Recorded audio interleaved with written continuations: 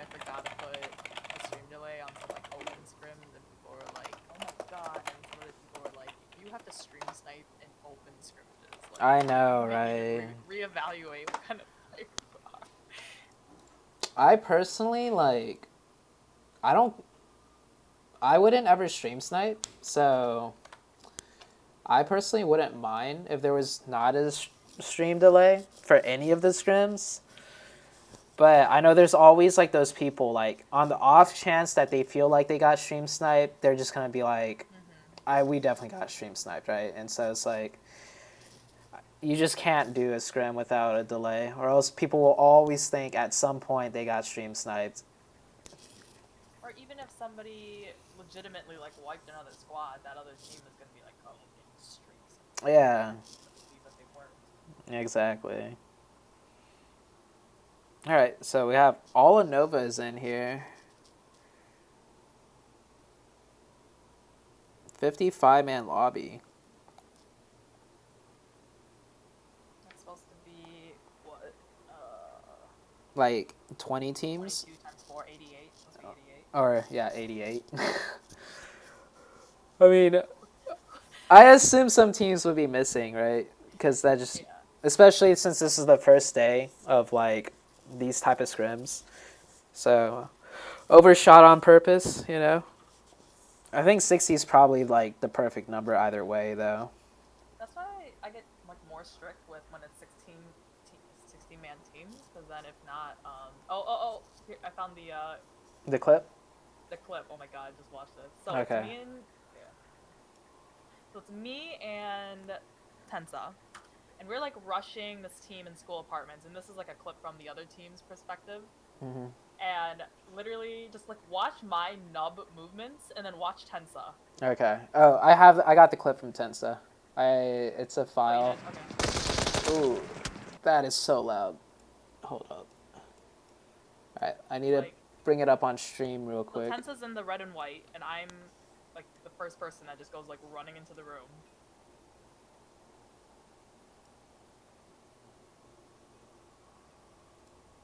Okay. I think stream should be able to see this.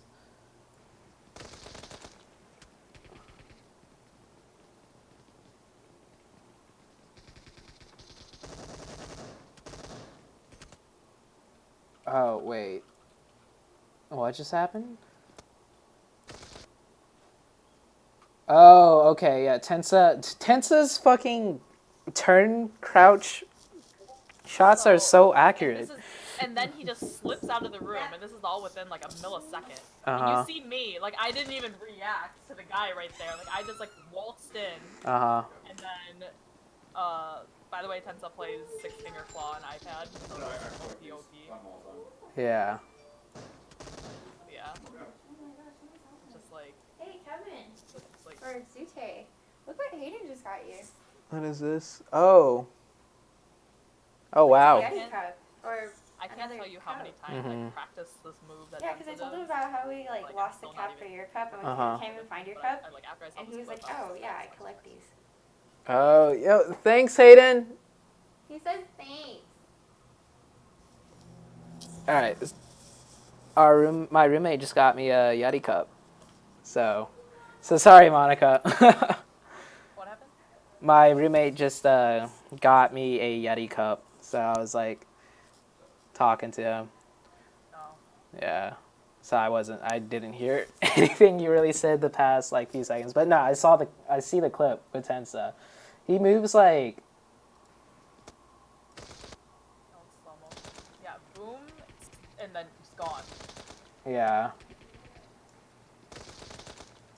So he's been doing that crouch, that crouch turn shot since 6 months ago. Okay.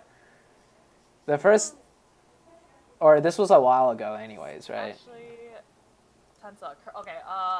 Diablo brought you in like, what? December? Somewhere between December and February. Mm-hmm. And then immediately I was like, "You're gonna be my coach for my girls' team." I was like, okay. And then, like, yeah, for my Arctic girls' team. So feels like a lifetime ago that we were all kind of like. Yeah, and he's the IGL for the militia too, right? From what I've heard. Yeah, probably. Dang, that's crazy. He's honestly the best fucking fragger I've seen.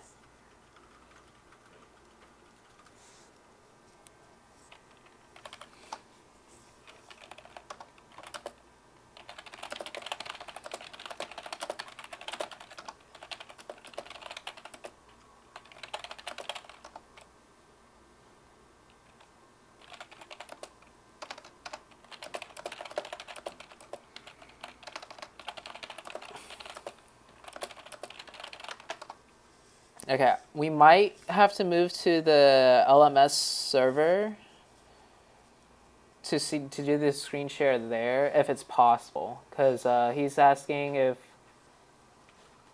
All right, hold on. I'll be right back. I'm gonna see if there is a screen share option on that server. Why can't I host you for my stream?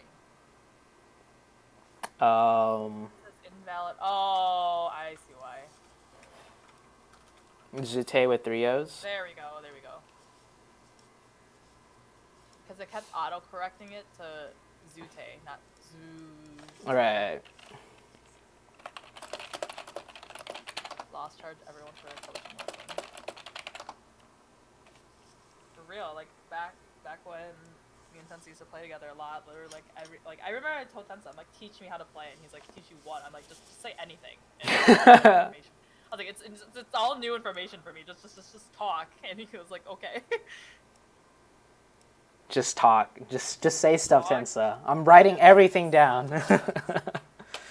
Yeah, the Tensa is so humble too. Like, okay, so I 1v1 Tensa like 2 days ago, right? He beats me like 20 something or 16 plus something to like 4, right?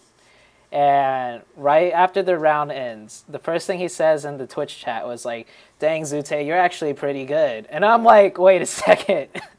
You just like 16-4'd me and you're saying I'm pretty good. I'm like, come on. But yeah, dude, that guy's like, he's so humble. He's so nice too. Yeah. For the last 2 days, I've just been using Tensa as like a gladiator because I'm just like, yo, Tensa, I got like 5 people who you should start like monetizing it. Be like, yo, you want Tensa? Like, I'm his what's it called, bookie or Yeah, I don't know the word. I know what you're talking about though. God, what is it? But yeah, everyone on my YouTube. Pimp. You're his pimp. No. But yeah, everyone on my Twitch and YouTube for the past 2 days, because we've been doing TDM, right? Every time Tensa pops in, everyone's like, yo, Tensa 1v1, Tensa 1v1.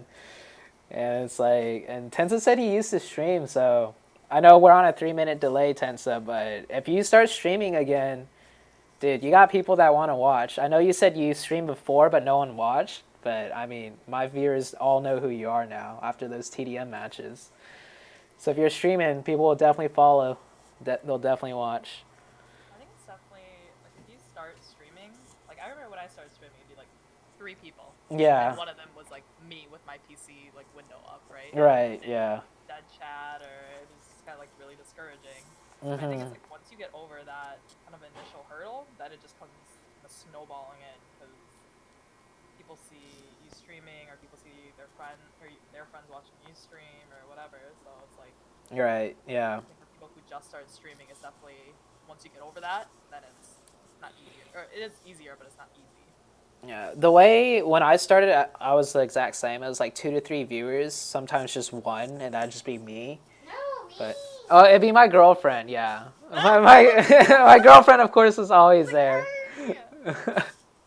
I got you, babe. But it helped, for me, it helped when I started streaming with just the intention of, hey, I'm just going to play my game, and it just happens to be streaming. So I'm not, like, looking for chat. I'm not looking for viewers at all. I'm just playing the game as I usually would. And then it's just slowly started to build up. Yeah. But, yeah, we're in game. So does everything look good on your screen share? Okay, I'm going to switch to Team 4 right now. Did that pop up through? Switching to Team 5. So there's like barely any delay with the screen share, right? Okay. Well, since our audio is, I think this is more so like so I know what you're looking at. So oh, okay. We didn't share our screen. So like he was talking about a fight in Nova, and then I'm talking about a fight in like Zargi, and it was just like, what's going on? Like. Gotcha. Okay, so I think we're good. Oh, we can't see the plane path anymore before it starts. You can't see it before it starts. So once the plane path okay. All right. Well, we know where Nova's landing, unless if they decide to change. I think in an 80-man lobby like this, there's always going to be that one team that either A, doesn't know, or B, knows but they want to give it a shot anyways.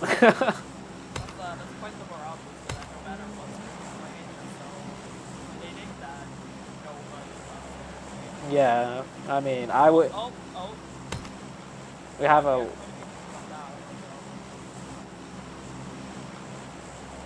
I think Tensa's team is.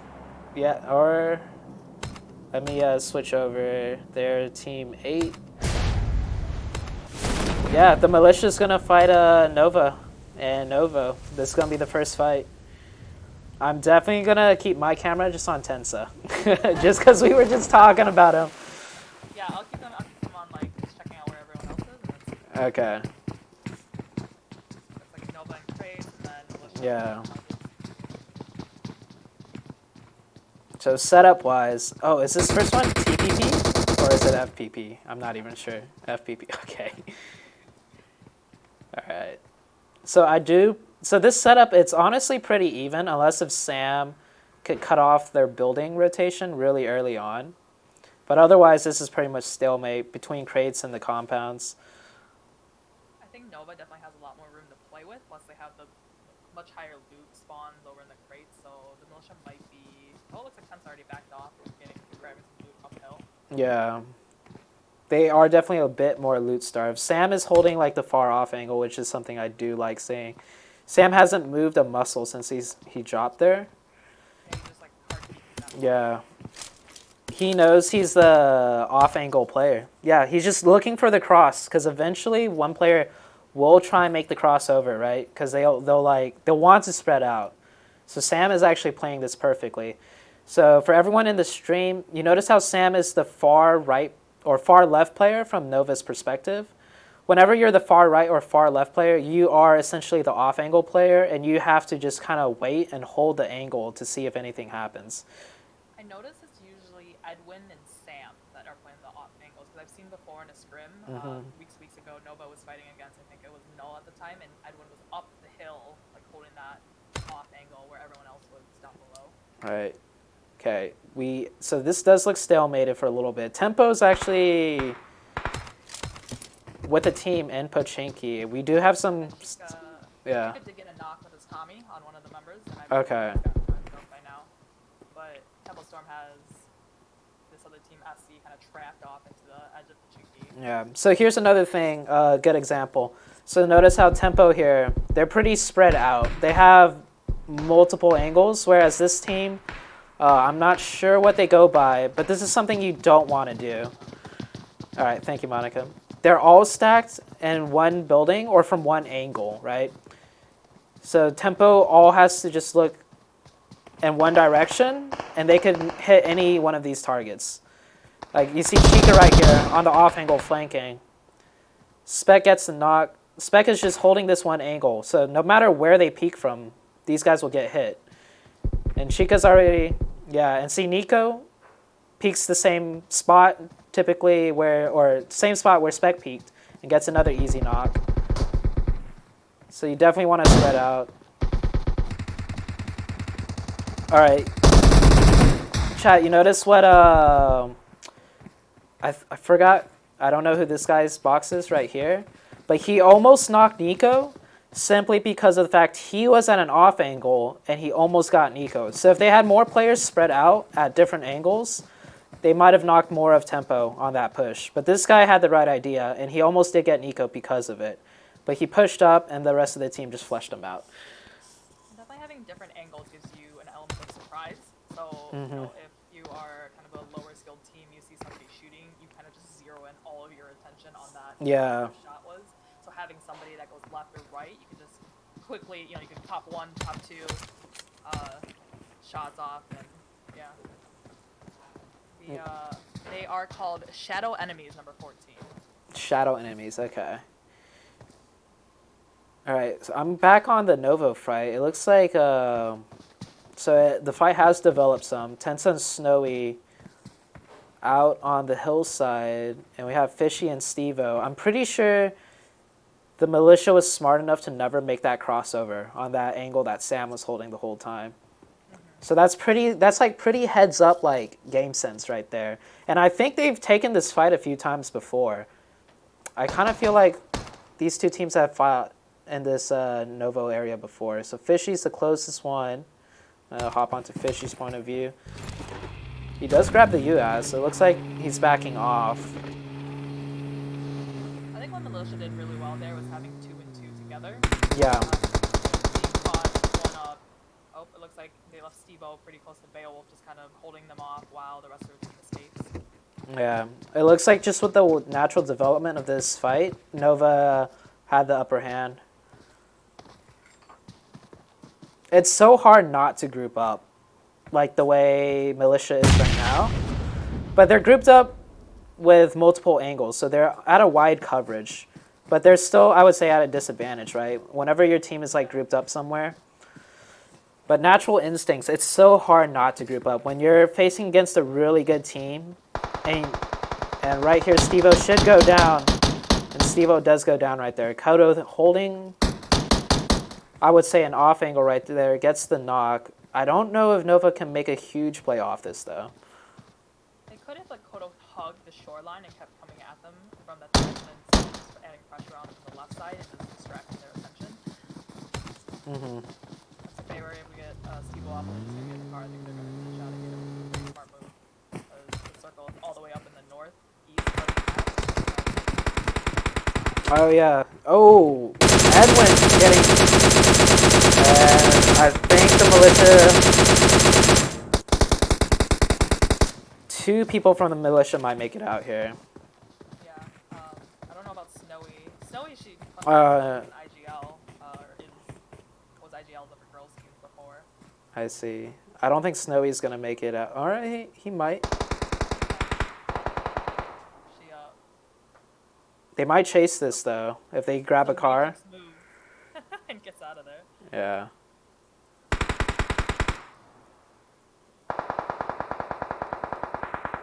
I think that's Kodo shooting from a far distance. Not getting Snowy, though. They're definitely trying to chase down this kill, though. Snowy's got to just keep running. I feel like Nova has kind of changed up their strats a little bit. It used to be they would land Novo and be like the first team to rotate into dead center circle, and lately I've noticed that they kind of hang out outside a little bit more. Oh, yeah. Strat before.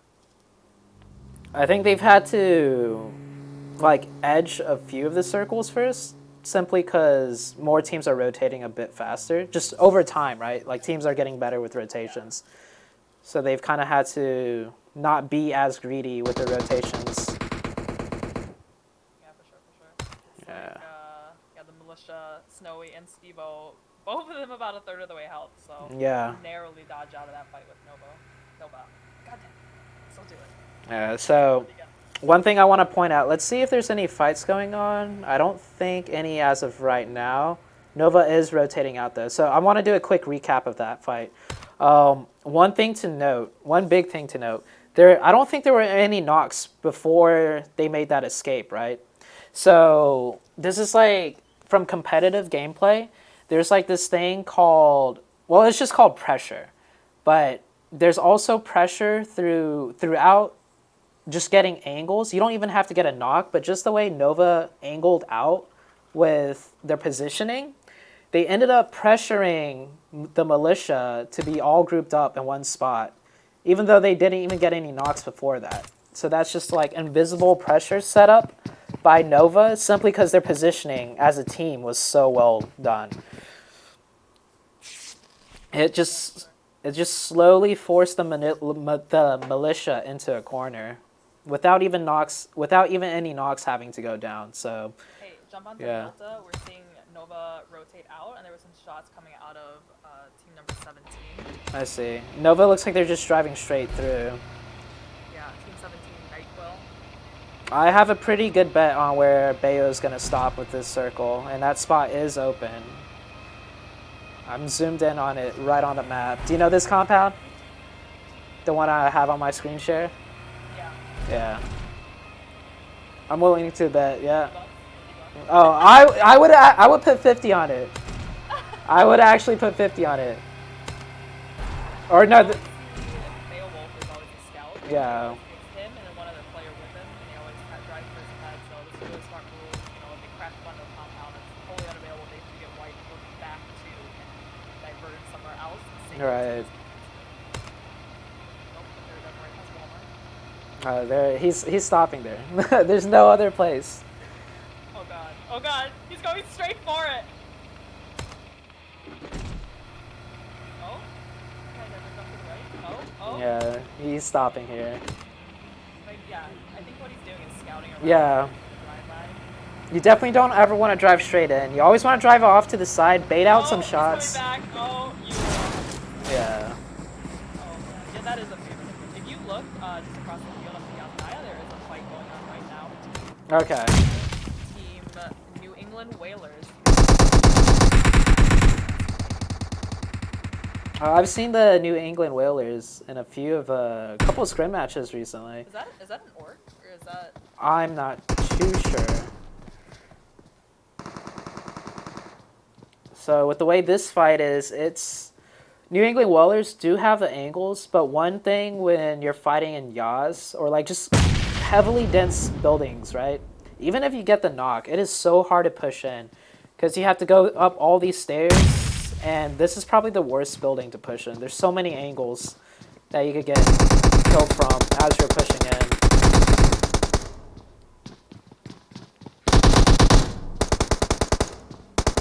So, yeah. It's easier for a DSK to push out, though, I would say. But the New England Whalers do have a good setup. They're all spread out. So even if one of them run out in the open to try and push the knock, they have to be wary of like multiple angles. And they have it pretty well covered. This is like one of those stalemates where I'd say you need like at least 2 knocks before you can make a comfortable push. And they just traded a knockback. Knock for knock. If this was TPP2, it'd be even slower. Just cause exactly, yeah. You'd be a lot more passively.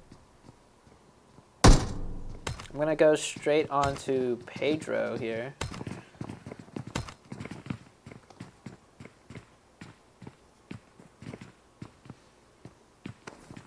Looks like the director is moving around getting a new angle. I wonder if the director is indeed the director of the team, like their in-game leader. He is. He's the only one that doesn't have the tag, so maybe so. Oh, he has got. Ooh! Good thing you mentioned him. Yeah. I think Richard has put some shots off. Yep. Richard moved to a different compound to get more of an angle. And yeah, these teams are just jockeying back and forth, different angles, trading shots. Back and forth, and we have tempo. Oh, this circle shift I did not even notice. And more to the northeast. yeah, this is one crazy circle. I saw tempo in the background. I was like, "What's tempo doing driving behind Yaz?" And then yeah. It's like, what's going on here? But TS, team number 5, Team Synergy, that was their first rotation after their drop spot. They were gifted a crate right there in the Stalburn, so this is their circle 100% of the way. They're just dead center. I've never seen a circle like this far top east in a very long time. So it's going to be interesting, and very interesting. I can't talk. Very interesting to see where the top teams decide to place. Looks like tempo favors the warehouse. This is a pretty good spot, and then Nova actually has a team rotating into them right now, or the team's rotating to the compound downhill of Nova. I think this is definitely a very difficult part of the map because there's so much just unusable land. You're just like a sheer mountainside. Like, Yeah. Shot from above, from below. So it's really about getting that compound first, getting that hard cover, and just praying to God that that's in the final circle. I think this spot that Nova's in right now, though, just goes to show how intelligent of a endgame leader Bayo actually is. This spot that they stopped at right here, I don't think they found this by accident. Maybe they did, but it's actually a pretty good spot. Like this little small dip right here does cover them from the top hillside. And they're all set up right now on this SK team. We have Edwin and Bayo pushing up on the left side, and we have, oh, Sam does go down though by SK. Yeah, also being on the hillside, being up, having the upper hand, upper ground. In any of those situations, right? It's not.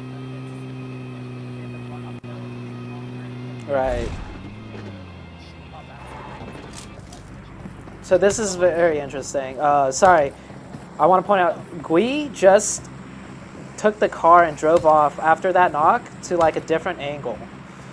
So, SK Gui. He didn't find too good of an angle to pull up on Nova though, but that just goes to show how good of a spot Nova is actually in. He tried to angle out, and I don't think... I wonder why he would go uphill down at him. Or unless he already has information that another team, Team's Energy, is already up there. Yeah, potentially. But yeah, I would have probably driven uphill, and then I probably would have ran into the other team up there, TS. So pick your poison. Yeah, but I like that. I like that play though by Gui. And Nova does decide to rotate out. I think they kind of, yeah, potentially. But we have, if you see, we have Spec going for that crate, because you know his favorite gun. Oh, does he have the? Nope, it didn't have it. It had an OM, and then level 3 kit, everything, and a med kit. Looks like Spec left the OM. If I was him, I would have taken that OM and chucked it in a bush somewhere, so somebody come to grab it with me. You have to like trade gun drops, like back and forth all the way to the bush. Yeah, Nova does only have one vehicle too. And Gui. Because they had two. Yeah, one ran out of gas. I saw him just ditch the car. Yeah, it looks like Nova is setting up on tempo here potentially. So yeah, Sam and Bayo. Yeah, I saw Kodo kind of picking out of there. It's like SK. Oh, if you go back to number 15, it's SK. Oh, State, yeah. like Team 11, which is Lithera, just pulled up on them. Pearl's the only one up. That's close. And yeah, it looks like they just pulled up too close to the building without scouting it. So if they wanted this compound right here, definitely don't drive straight up the hillside for it. Drive around to the sides, and you wouldn't have this happen. That's very unfortunate. You're shooting at each other at a kind of a lateral, like same altitude. Yeah, so Nico got knocked. This Nova fight is breaking out between tempo and it looks like it's just they're pushing in. Yeah, and Nova's such an aggressive. Yeah, Kraken and Chica have to hold this down right now. Kraken does get the knock on Bayo. Yep. Oh, Kodo going for a risky jump. Yeah. Once Nico gets picked up, Nova's in a bad spot.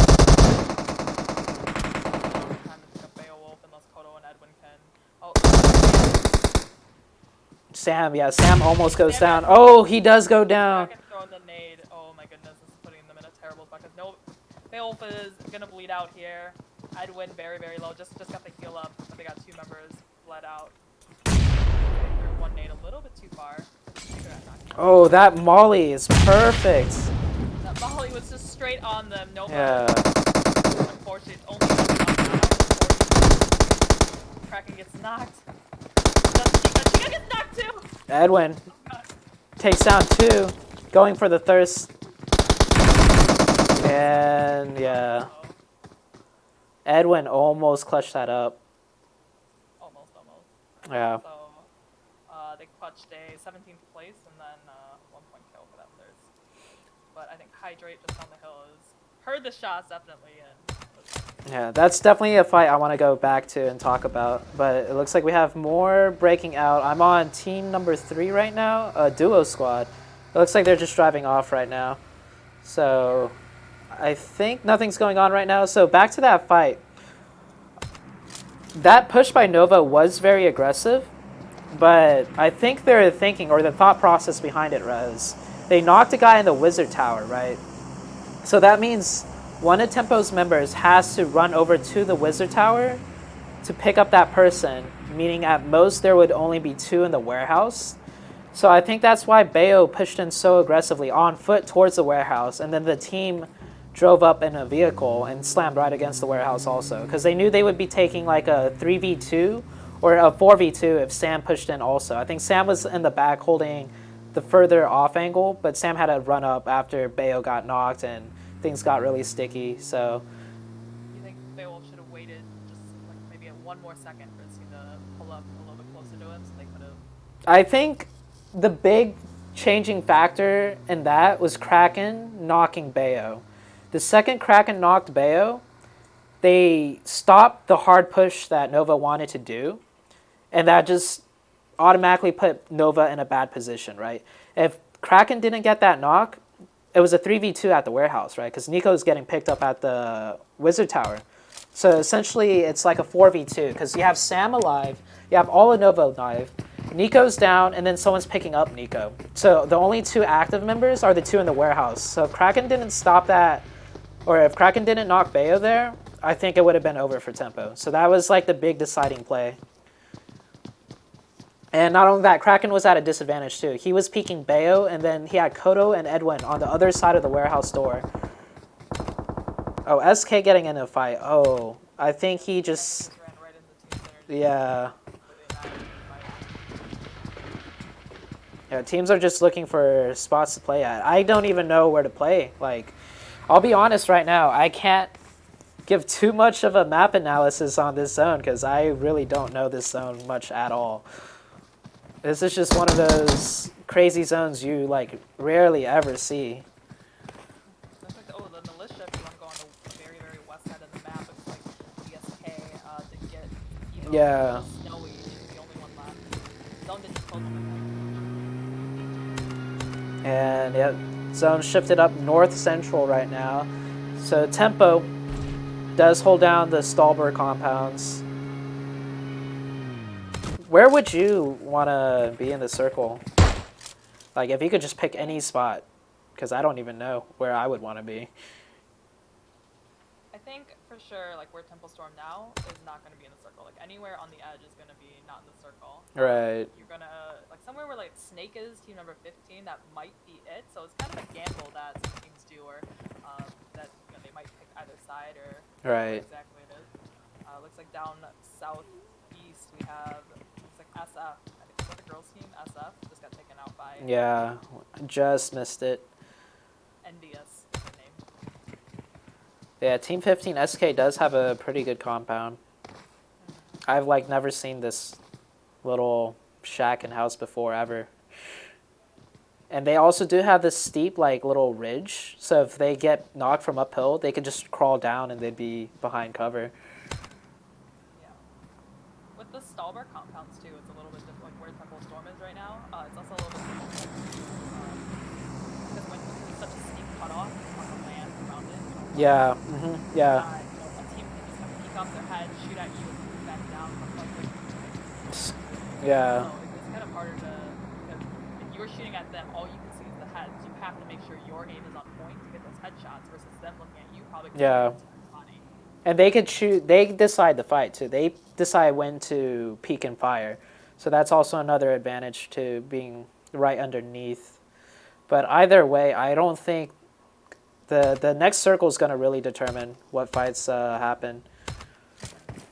This is such a crazy circle for my first cast analysis. Team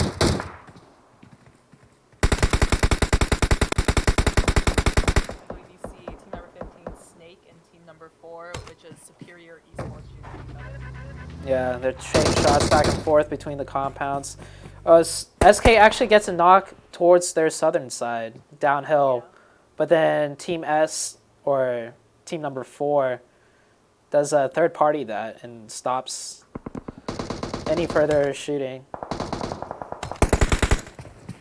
I think this is going to come down to who has the hard cover in this final circle, and then who has, if you don't have the hard cover, who has the vehicles that they've been managing their vehicles all game to crash up on a tree. I mean, you see Nova do that all the time. Yeah. Oh, Envy just crashed right into Nova, or not Nova, Tempo. Yeah. Oh, arm shot almost taking out. Oh my god, I was so wrong. Look where the circle is. Oh, Tempo have it. Well, actually, Tempo just has to win this fight. Nico is just, it is a 3v4 because Edwin did manage to thirst one player. Nico is just waiting. One of them, so it's a 3v3 right now. I think they have no idea that Nico is in that one company. No, they shouldn't. Very quiet and gathering information for his team.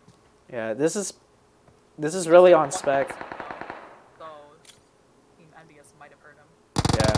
And then you have the Wonder Boys, or team number 9, right behind Envy too. And the director is also edging on the side. I'm gonna hop on to Spec's point of view right now. Oh, Spec. Yeah, Spec feeling a little bit uncomfortable off to the side there by himself. Oh, this is not good for Envious because they have team number 9, which is Wonder Boys, just right in their back door. So yeah, really, they're just waiting. They're not even gonna peek. I think whichever team ends up being the third team, like, you know, like say Envy or Wonder Boys get at it and they fight it out, Temple Storm is going to come in third party. Yeah. Any other team in this, Nico did decide to play his hand right there, and he does manage to get a thirst off of that. So he waited, yeah, he waited very patiently, and it worked out well because he did get a thirst, which does change the fight dramatically. Otherwise, it would have been just constant pickups.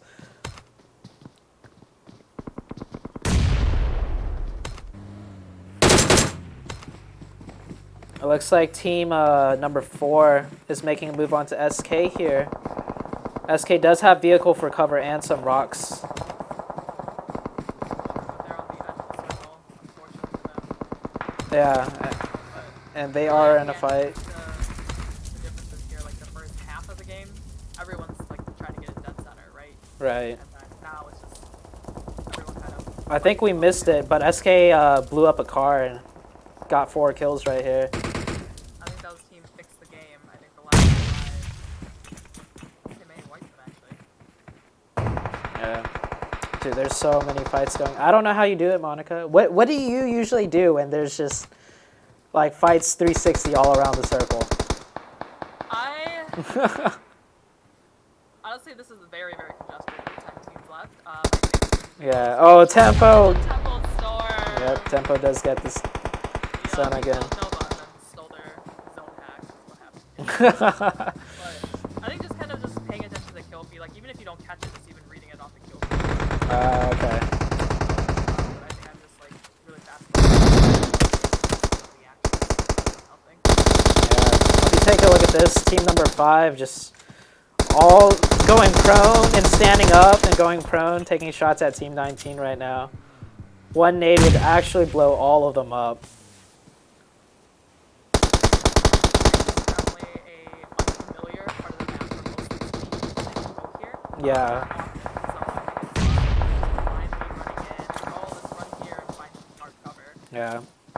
I do like what Team S is doing though. They know they're playing on like the spot that no team would just sit at, right? Because it's like so in the open and so unfamiliar. So they just move their cars in and then just pick a rock and edge in, and then they smoke themselves off. And Team 15 is, I think they're just taking too long to rotate. Now they're going to be shot at as they drive in. Yeah, they got a lot of smoking vehicles down there, but I don't think it's good. Yeah.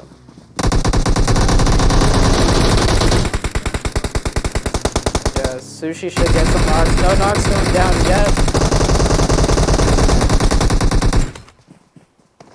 They do knock too. Superior esports number 4 advantage right now. There's 2 people knocked.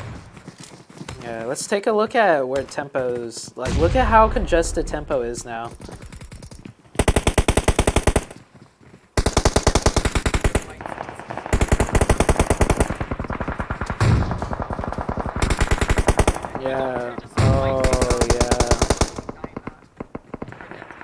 Team 19 was not in zone. And Kraken pushing out, finishing off Sherm right there. And Tempo actually gets the zone again up here. Maybe you're right.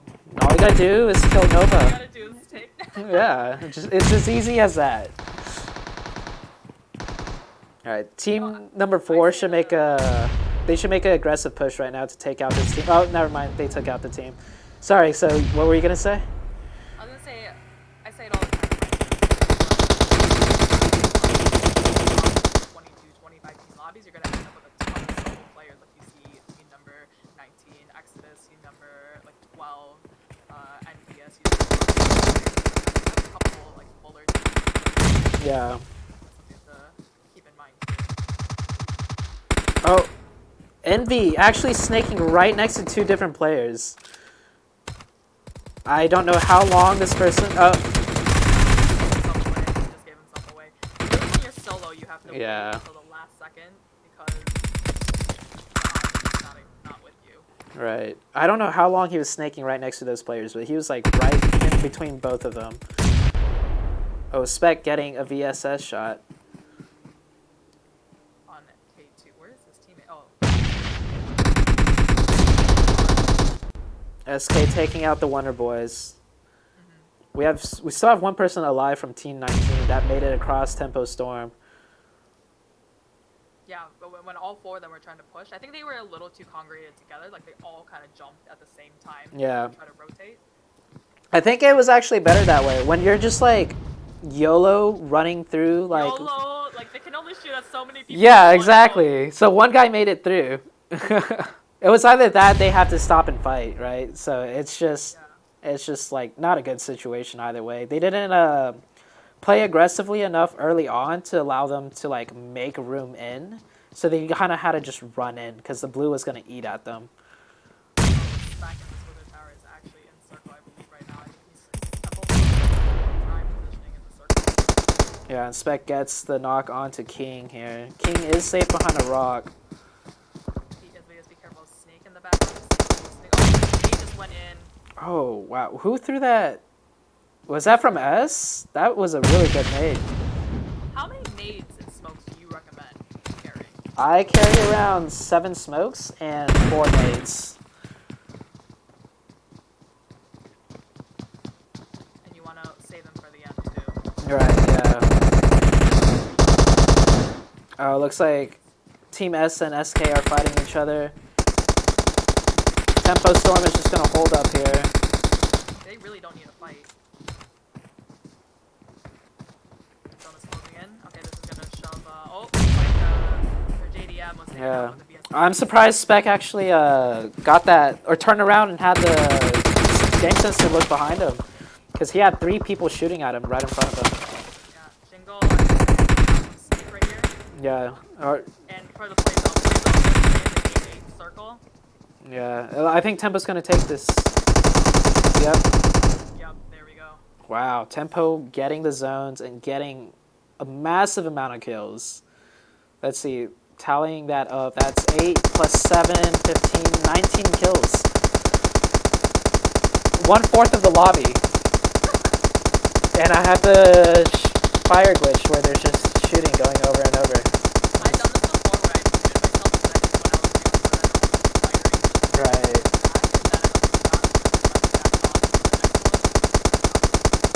How do I mute myself? Oh, okay, here we go. All right, there we go. Yep, there you go. Oh, geez, that was going to give me a headache. I wonder who that was firing off their celebration shots. But Chico, poor Chico with 0 kills. He was the one that got thirsted. If he was alive at the end, he definitely would have picked up some kills. But Team S, 2nd place. Team S actually, I haven't seen this team before, but just based on the way they rotated around with the cars and then the smokes, I think this is actually a pretty high caliber team. They had to do a lot of rotations that weren't like orthodox, right? Especially given the map area, but they did it very well. They rotated like as perfectly as I think possible playing from their position. So I don't know who this Team S team is, but they seem pretty experienced. SK also did very well. SK Gui was the one that took the quick off angle on Nova early on, But nothing came of it, but just seeing that shows that they're comfortable enough in their own individual skill to make plays. So, yeah, so SK getting third. Fourth place, we have EXO. Fifth place, we have Wonder Boys. Sixth is Envy, 7 DSK. And then moving down the list, Militia getting 11th place, losing 2 of their members early on in the Nova fight against against Nova.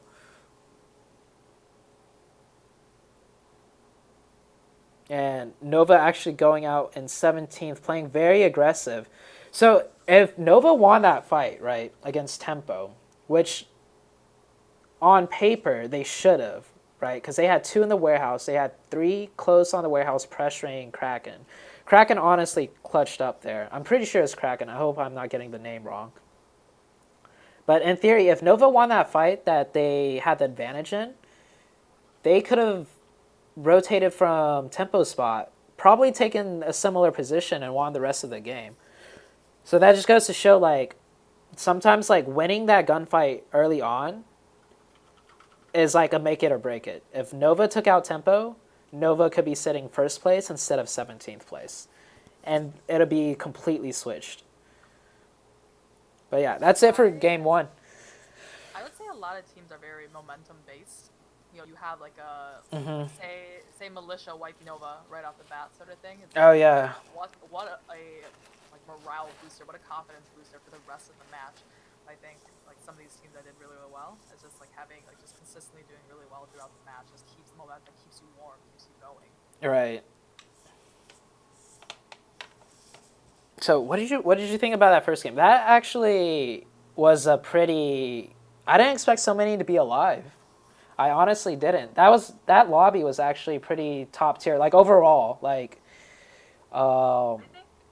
yeah. I think definitely, you know, just streaming like pro scrims and then streaming kind of just open scrims is kind of like in open scrims you don't really know what to expect just because it's teams that you don't regularly watch or regularly see them play. But yeah, that was definitely a very, I would say, sweaty lobby. Yeah. Kind of at the end, you know, you see in kind of more open scrims at the end there might be like 5 teams. Less, yeah, kind of way circle, less. but there you saw there's like 15 teams in kind of the 6th circle.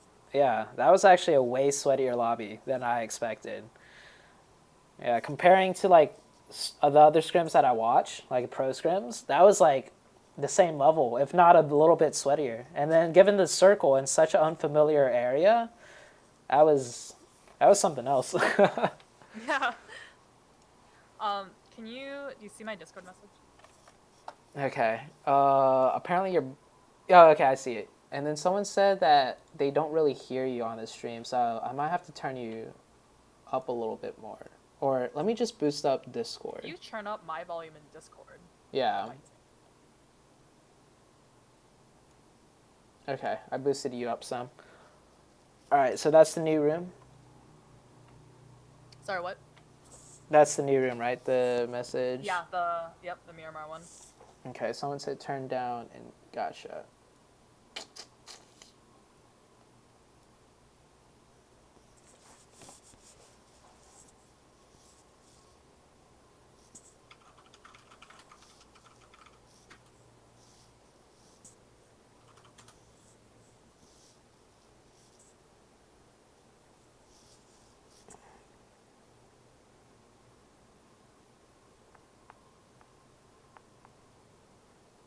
Oh, I was scrolling down the room list at first to look for this team slot I'm joining and where my teammates are.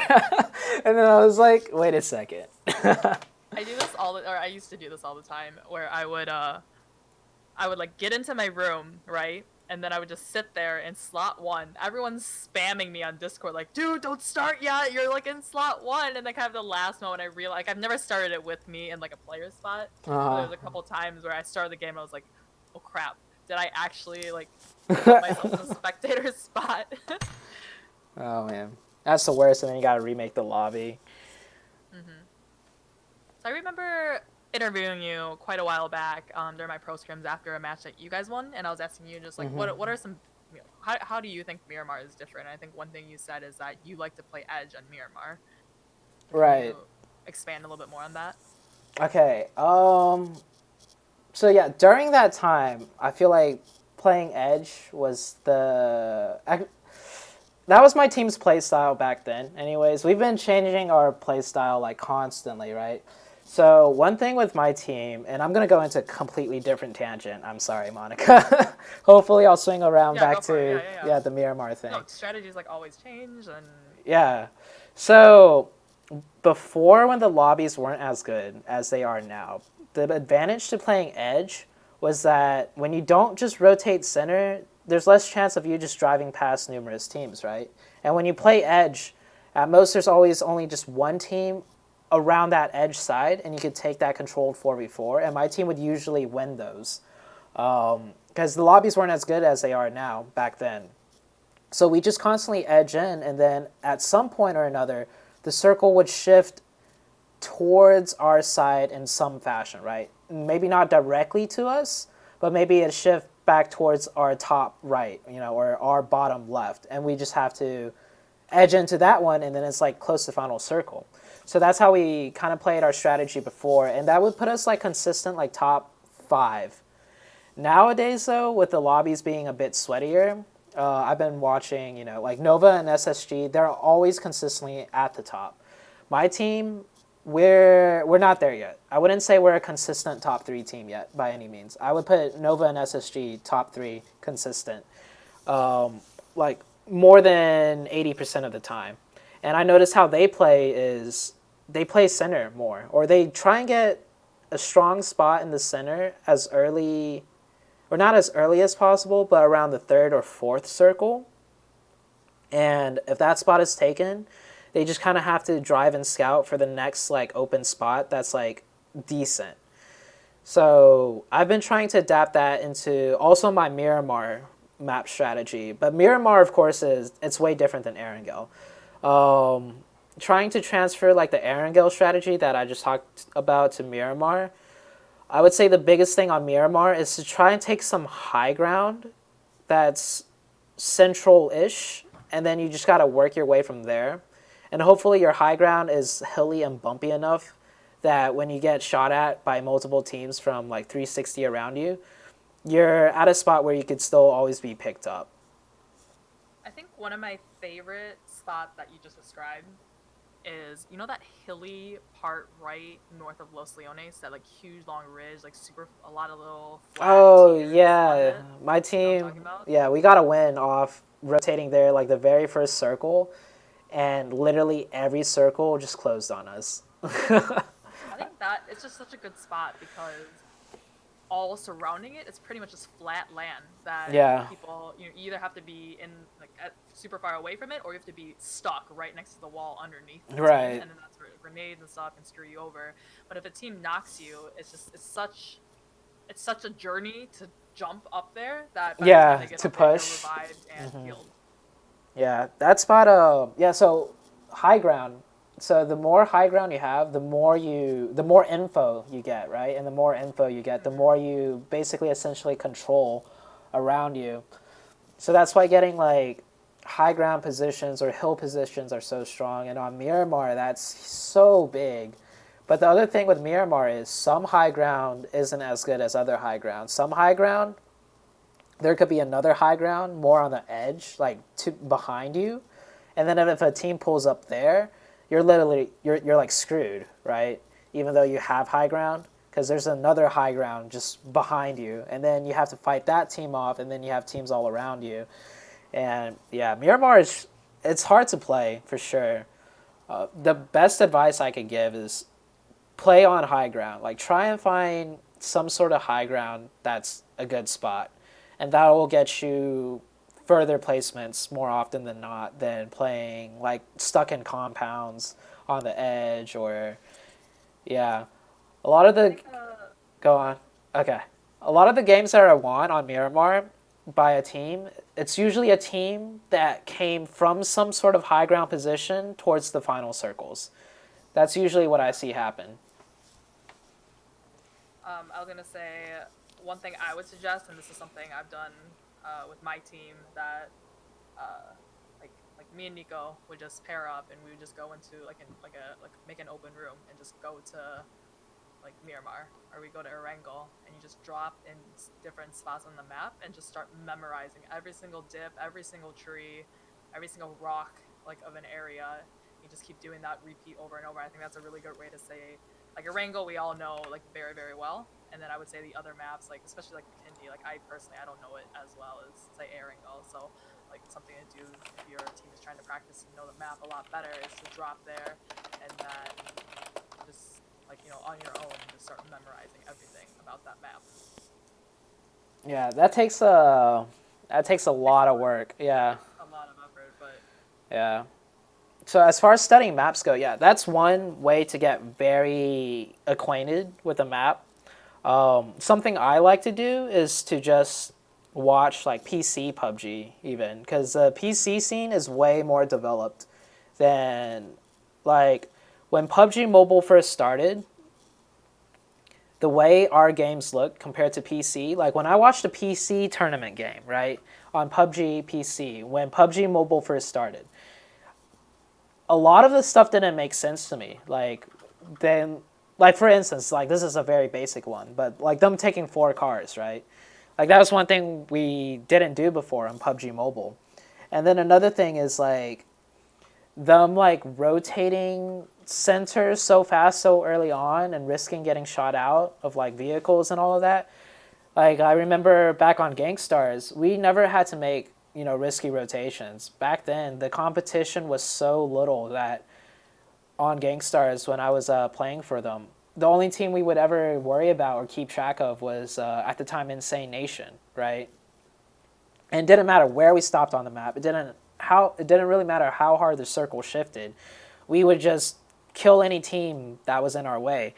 And so now, though, with the way our scrims look, it looks more and more like the PC games, right? Our strategies, our skill levels slowly becoming that of like the PC scene. So one way I like to study maps and everything is to just watch some PC gameplay and see what the top tier teams are doing there. Because at one point or another, it's gonna evolve into that, in my opinion.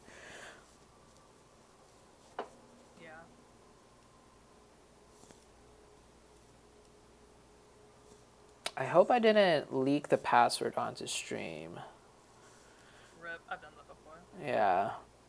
I can't even recall if I did or not.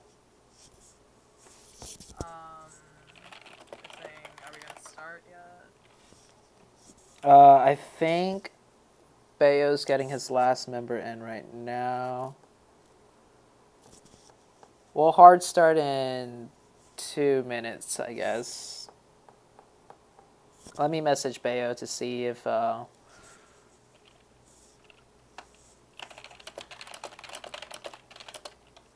director just got into New England Whalers, so we're just looking at one more person from Nova Esports. Mm-hmm.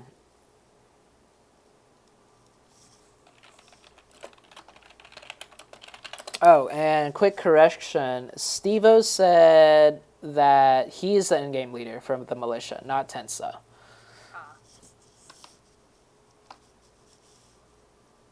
Okay, I messaged Bayo. Bayo said he needs some time for his 4th. So his 4th is coming.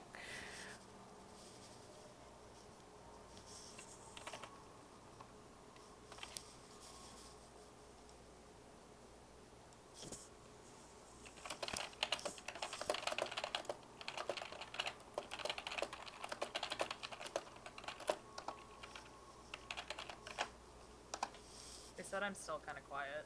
Okay. Let's turn you up. I think I might need to just boost. Wait, talk again real quick. Test. Oh, you're not even coming through on my rip. Discord. Like, oh, that's an issue.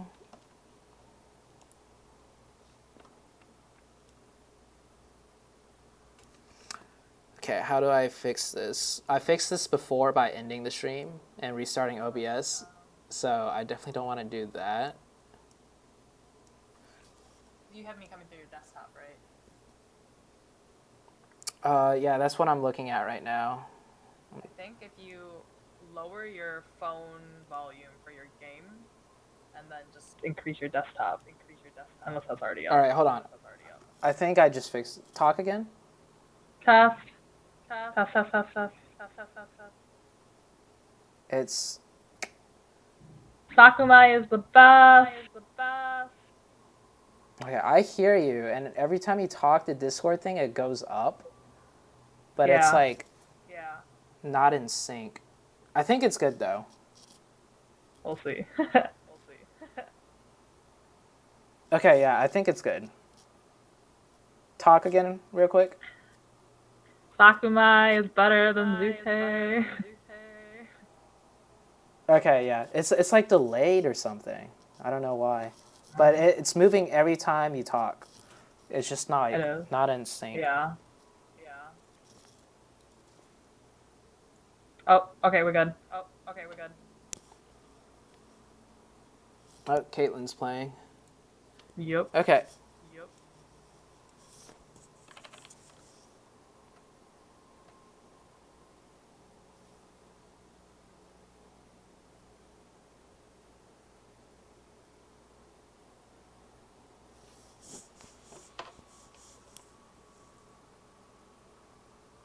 Yeah, this casting thing is hard. It's a lot of talking. And plus PUBG, I think PUBG is one of the harder games to cast because there's, so much going on. So much going on in very short amounts of time, and then there's like 15 minutes of nothing. Yeah.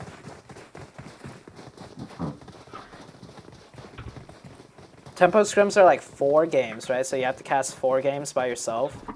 Yeah. I think it's like... Yeah. I mean, what I've been doing is I've been watching a lot more... I got my charger all messed up. I've been watching a lot of PUBG PC tournament streams and then just taking notes, and like I have this whole Google Doc of like commentating notes that I try to like work into my casting and try to see how they analyze the situation. So I'm trying to like get my casting better, so it's not like me saying the exact same things every single week. Right. Oh, okay. So plane path.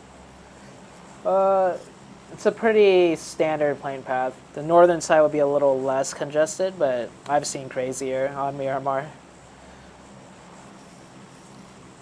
I think what you were saying before too about a lot of teams doing like an earlier rotation is Miramar definitely has a lot more land than Erangel, so it's like someone who, like at the zone, if everyone's dropping down south and say the zone is up into like Campo Militar, like up in the northeast part, it's like such a far rotation and it's way more hillier.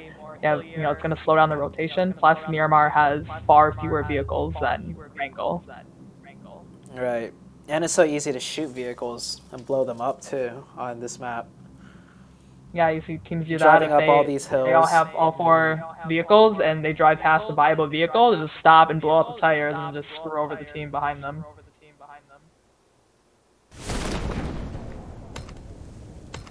Alright, I think we have a few teams going Picado, and by a few, I mean like maybe 5 teams or 4 teams.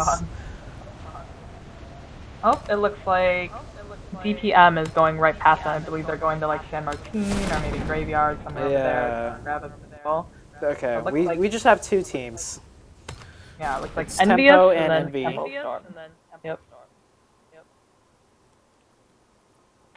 Tempo, oh, there's an echo. True there's an echo. Center. There's an echo. Oh, there is on the stream? Yeah. Oof. Yeah. Okay.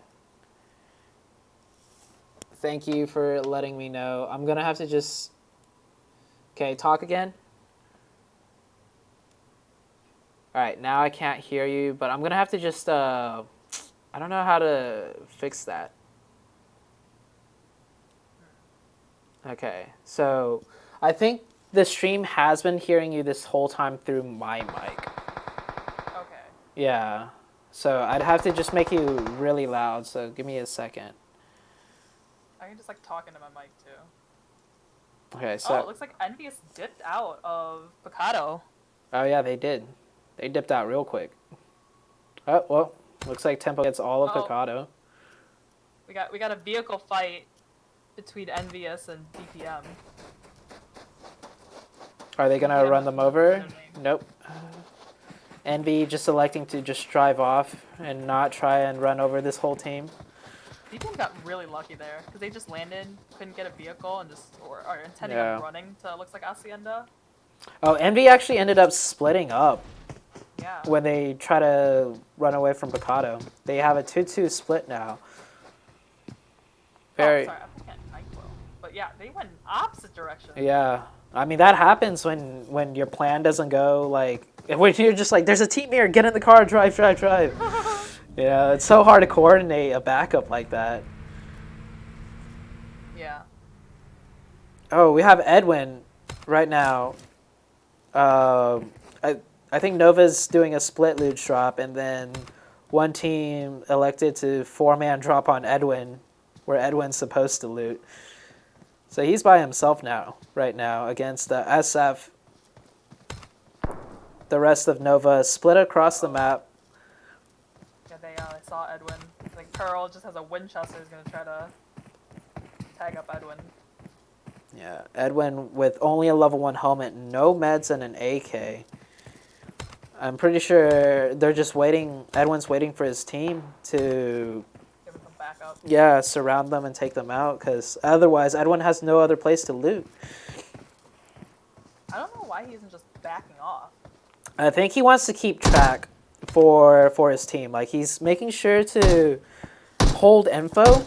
So, like, you see Sam's already here. Sam has an SLR hollow. I think Edwin is just purposefully just popping shots, not really trying to, just trying to not get knocked. He's just kind of like focusing all of their attention onto him, and then for Sam and all of them to come in from behind. Yeah, Sam, almost gets J-Bay right here. It keeps them stuck, essentially, and it gives time for Bayo. Yep, Bayo's rotated in now, too. And now Bayo's about to hit them from their side. Oh, this is... completely out of the open. This is what you're talking about, off angles, separate angles.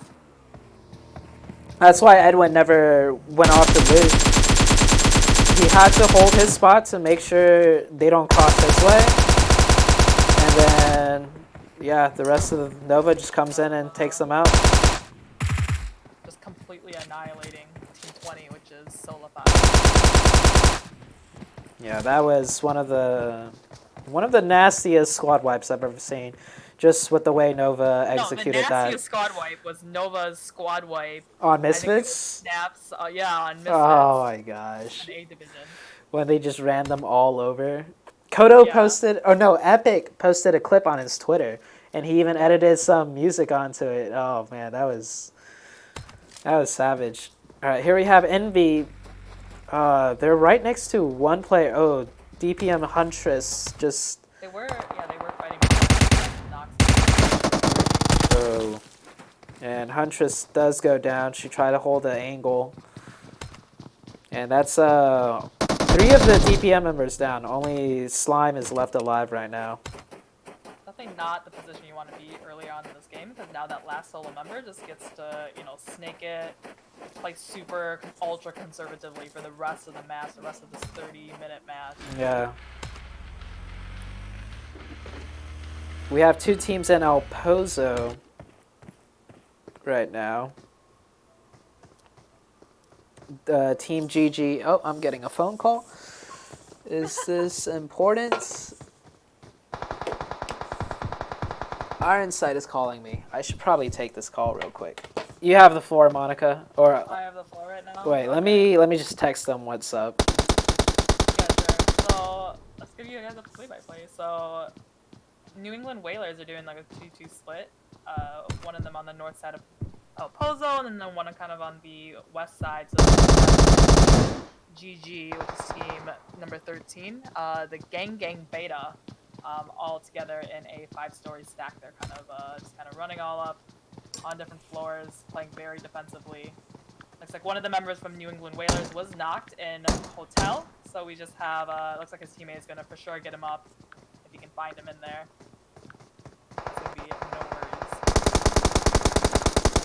GG is, got the knock on the director now, so we have 2 members knocked from New England Whalers, and GG did lose one of their members, so it is 3 for Gang Beta, and then currently 2 up, but once they get their revives, which they 100% will, it'll be back to a 3v4. Yep, and I'm back. I think so. One thing that GG is doing well is their gun skills. They're getting these knocks even though the New England Whalers set up multiple angles on them. One thing I would have liked to see was when they got these knocks, right? One on the left, one on the right. Assuming they have to know they're split up. Yeah, assuming they know that the director is on the same team as the New England Whalers, they should. Oh, they're only a 3-man squad. Oh, okay, never mind. Okay, that changes things. If they were a full squad, yeah, they could. yeah, they could choose one side to push, like aggressively push. I believe. The director got knocked one more time, and every time he's been knocked, I think 2 or 3 times now. So he's gonna start bleeding out really, really fast later on in the match. Yeah, I think off of that knock, it looks like Benny Wise is trying to at least just move from their position because they're just kind of stuck in here. Yeah, definitely stuck there. El Pozo's not even in the circle. Yeah. They're just essentially not wasting time, because I know in some situations you want to get more than one knock because you don't feel safe to just drive off. But they're giving time for the New England Whalers to keep angling up on them, and that is what they're doing, which is very good to see. Let's take a look at J2 Bomb. Yeah, J2 Bomb almost got that knock. I couldn't capture it on my spectator, but J2 Bomb moved to a different angle from where he was before, and he had some very nice shots and almost knocked Gek, I think.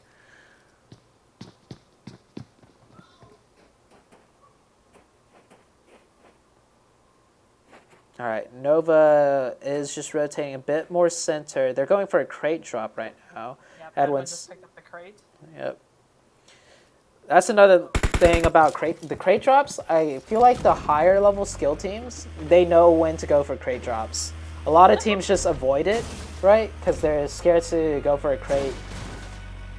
Definitely takes a ballsy team to just go dead straight for a crate. Looks like Edwin switched out an Uzi for an M249. Quite the upgrade. Yeah.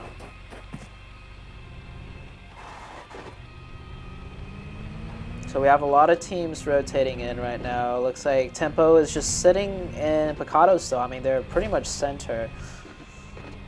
If I was Tempo though, like, I would like to see them move on to one of the hillsides next to them. And I think they're doing that now, potentially. I think a lot of these cities, like, I'll use, like, Boot Camp on Sandhawk as an example. Same thing with Picado. It's, like, these big cities that are surrounded by all this open space. It's going to be, after pretty much, like, the 10-minute mark, it's going to be kind of harder to rotate out of, because you might have a team stacked up on those hills onto the north side. You might have teams over on the hills to the west, etc. Like, for you to drive out of there unscathed is going to be harder as it goes on. So yeah, I think they're just waiting to see where the first circle shifts and then making a move. And the Nova team did lose Caitlyn at some point, so I didn't catch that. But they are now a 3-man team. Do you think that would, losing a member like that, does that change the strategies of teams? From 4 to 3-man, not so much. It does change. The biggest factor it changes is pushing off of knocks, right? If you're a 3-man team and you get a knock, it's still like kind of sketchy to do a push. But as a 4-man team, you're way more likely to call for a push. But besides that, like, rotations and everything are pretty much the same. Once you're down to a 2-man, you can't even rotate the way you normally would. I think, and say they were playing defensively, so they had 4-man pushing up onto them, that's going to change the game too, because no matter how good your gun skill is, you still can't be shooting in 2 directions at once. Yeah, so we do have a fight breaking up between NyQuil and Wonder Boys. It looks like they just, on the north side, they just traded knocks back and forth. Scummy got the knock, and then someone traded for Scummy. But Scummy does need his team is moving down to pick him up. I would have liked to see Prix or one of them hang back. They're making the mistake of grouping up on top of each other right now. And NyQuil is just angling up on them. And they couldn't even get Scummy up. Yeah. And Yep, and then the knock on Pricks. So, Joss, high B left. Oh. It's a UMP knock. UMP, oh no. Fighting an entire star with UMP, very fast fire rate does get you the knock quicker than with an AR, but because it's such fast fire rate, you're going to go through your mag so quickly that he's going to have to reload, so you better hope he has a separate gun. Oh, the rest of Envious is coming up from behind. Yeah. Sorry, not Envious. I'm getting them mixed up. Envious is coming into basically third-party distance sandwich. This might actually give WBZ, Wonder Boy's high bay, the escape he needs. Yeah, he definitely is going to make it out. Envious, it looks like they want to take the fight if they are aware. Oh, we have team number 18 off in the background behind. Oh, never mind. Actually, the tables just turned onto that fight from El Pozo. There's still an El Pozo, but it looks like Gak just got knocked off GG. So, I believe... the New England Whalers just wiped Gang Beta. Oh, they did? They did. Oh yeah, Gang was the one that was just stacked on top of each other in the house. Like they were getting all the knocks early on, but you have to make a play off that or at least leave, or else you just end up losing the fight later on, which is what happened. Nova Esports fixed the game and Temple Storm all up on top of each other right now. Yeah. So you got the initial knock on the Edwin.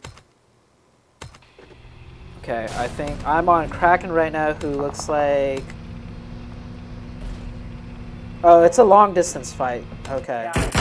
From the aerial view, it looked like they're right on top of each other, and then when I zoomed in... I think, Kraken's trying to go for an off angle, but he's driving into a completely different team.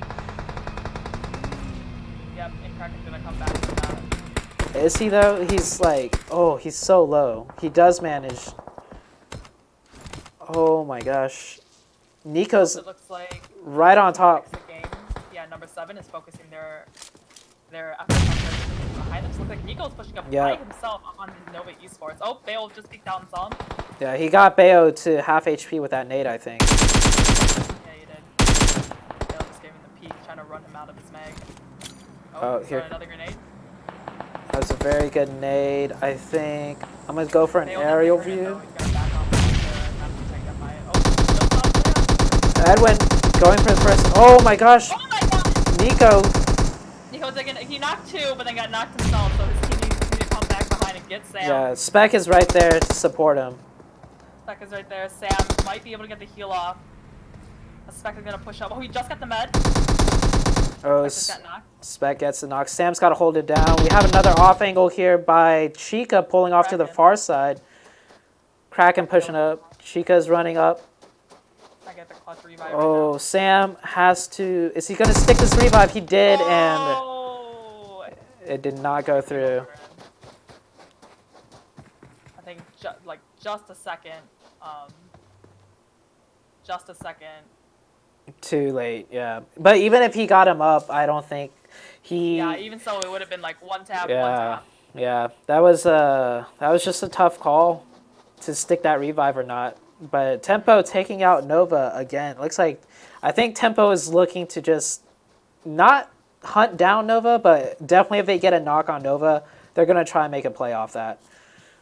Speaking of off angles right now, we have 3 members from Fix the Game on team number 7 on one side of Temple Storm, and then you have the last one, still mostly Ones. I don't know if that's intentional or not, but it looks like he's... Survival might just be AFK. He might just be AFK. It kind of looks like he's AFK. That is where they dropped. They did drop North Los Leones. Oh no, he's moving his gun around. He's not AFK. Oh, what is going on?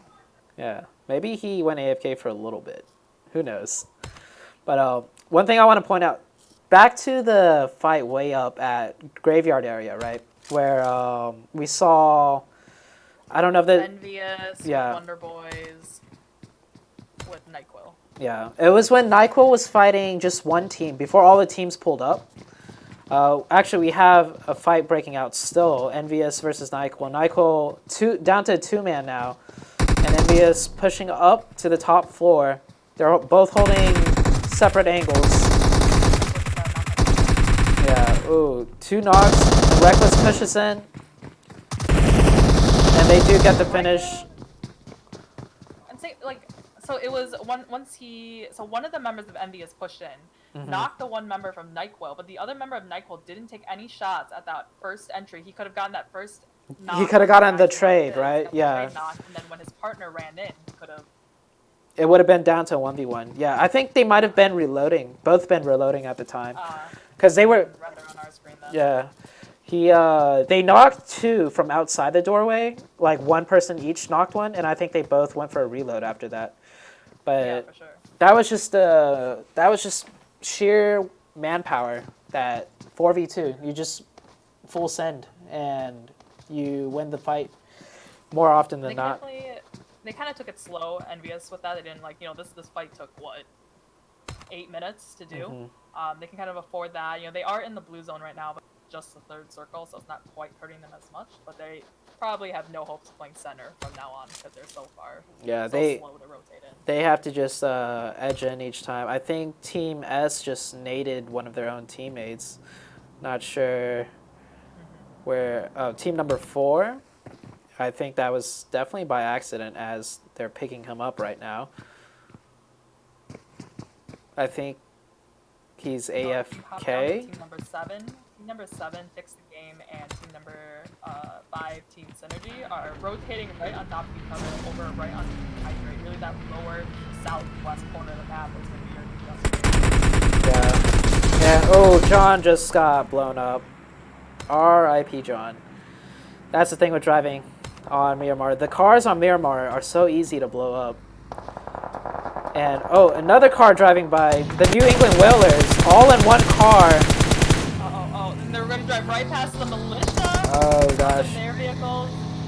Oh, they have to crash. Crashing your car like that does do it damage. Oh, and one of them is, yep, there it is. Oh, it was only 2 of them in the car, okay. There's only 2 of them left alive, actually.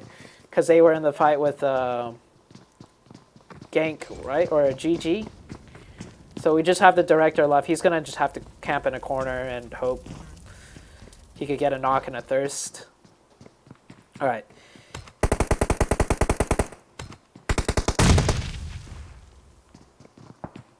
It's like the militia did take out the rest of the New England Whalers as they did there.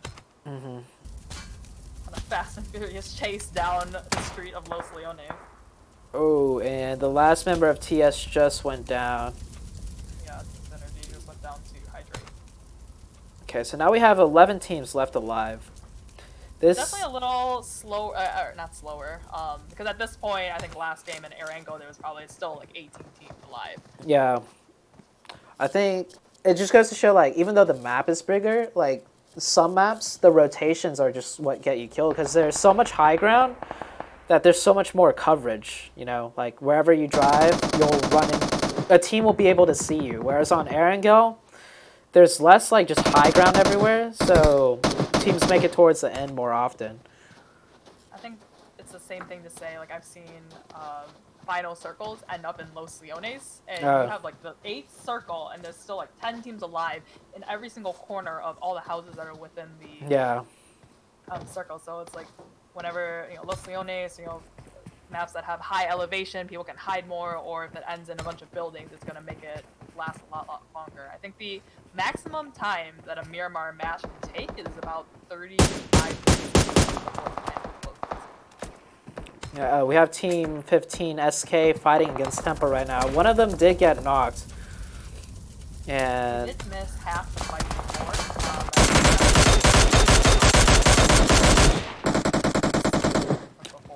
Okay. They were able to get all rezzed up.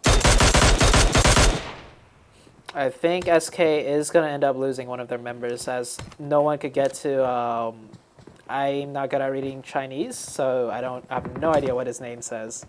We're such failure Asians. We're Sakurai. We're the failure Asians right now. We can't read Chinese. I can read more Chinese than Sakurai can, so... Really? Yeah. Militia did finish off... Yeah, New England Whalers did get finished off by Militia, the one that was hiding in the building. So right now we have Tempo. They're barely in the zone. Looks like they're going to elect to just keep taking shots. Oh, SK Gui did drive over and pick up his teammate that was knocked earlier. So it looks like SK will remain a full team. Nico, the IGL, first one to drive off and rotate to find a new spot within the circle. Looks like Envious is just behind on the other side of this mountain ridge, and they are going to be each individually in the car and rotating as well. Looks like they may come in on the east side of Los Leones.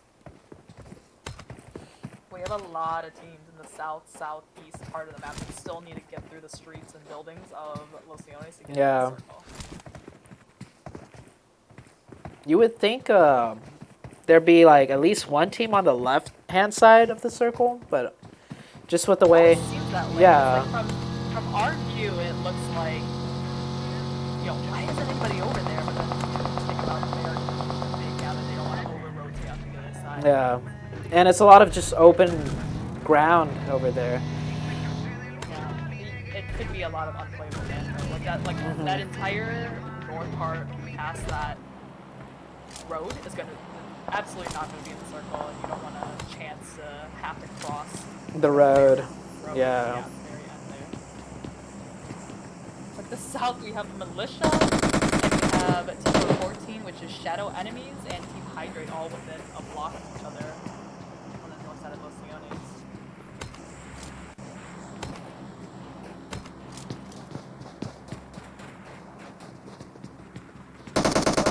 What are your gun suggestions for Miramar, since it's such a spread out fight, or such a spread out you want long distance ones? Yeah, DMR and bolt action, definitely run it. Militia actually in a fight right now. 4 of the militia up, fighting against SE right now, and another team, I think that this is the Wonder Boys, taking some shots at, Pickles, off here by himself.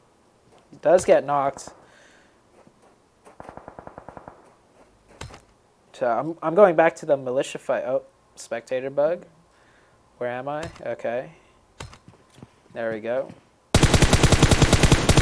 Knocking down the door, doing that, taking away some cover from. I don't think Team 14 is in zone either.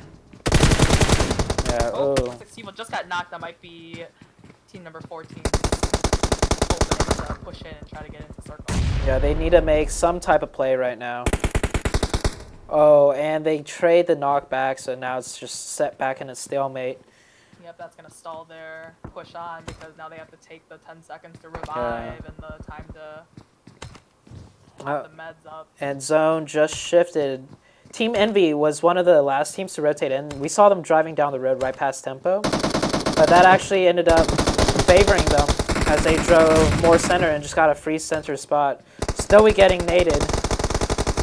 What do you think about Envy being split up 2 and 2 right now? Looks like they're pretty far away.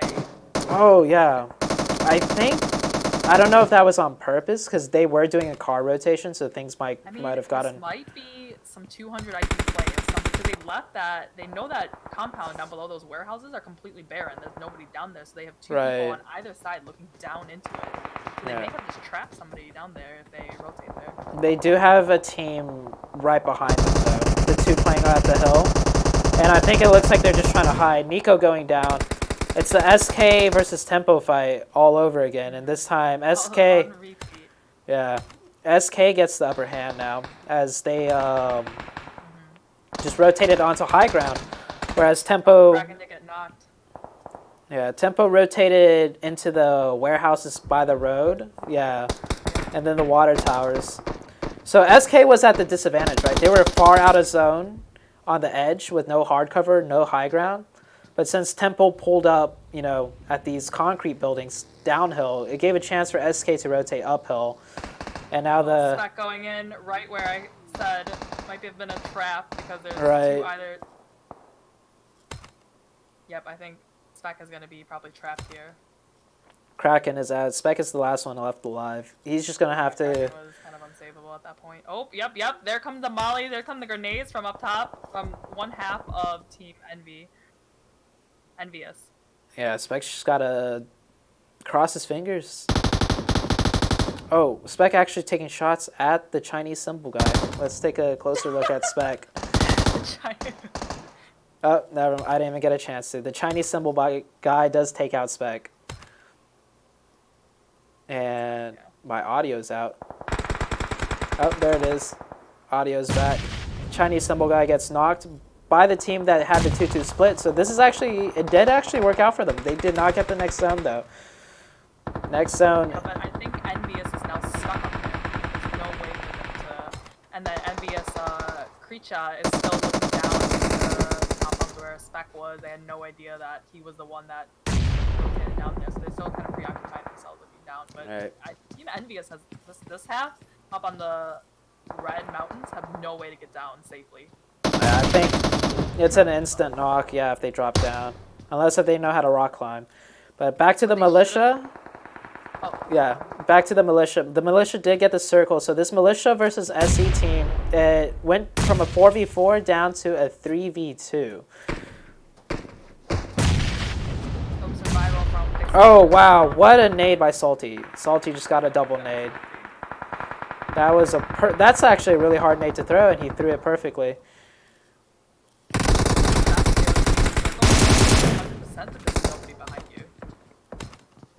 Yeah, that's the best feeling, honestly. One of the members from Snake just got down, so it's just Kevin. And he's got 2 members from... What team is this? ARG and Joby. Oh, here comes the push. And... Game, man. Yep. I do like what Jingle was trying to do towards the end. He was trying to crawl into the doorway to block them from, like, coming in. And just at least eat a few bullets. Oh, Chris getting... Teddy Bear got knocked outside of the zone. That is no bueno. So Harlem's going to have to run it in. Oh, Chris with the 2x did not see... Oh, is that instant nades popping out for Militia? No, that is not. It's just... Salty gets knocked by a nade, though. Yeah. And Envy actually made it across... Oh, no. The 2 of them got play zone.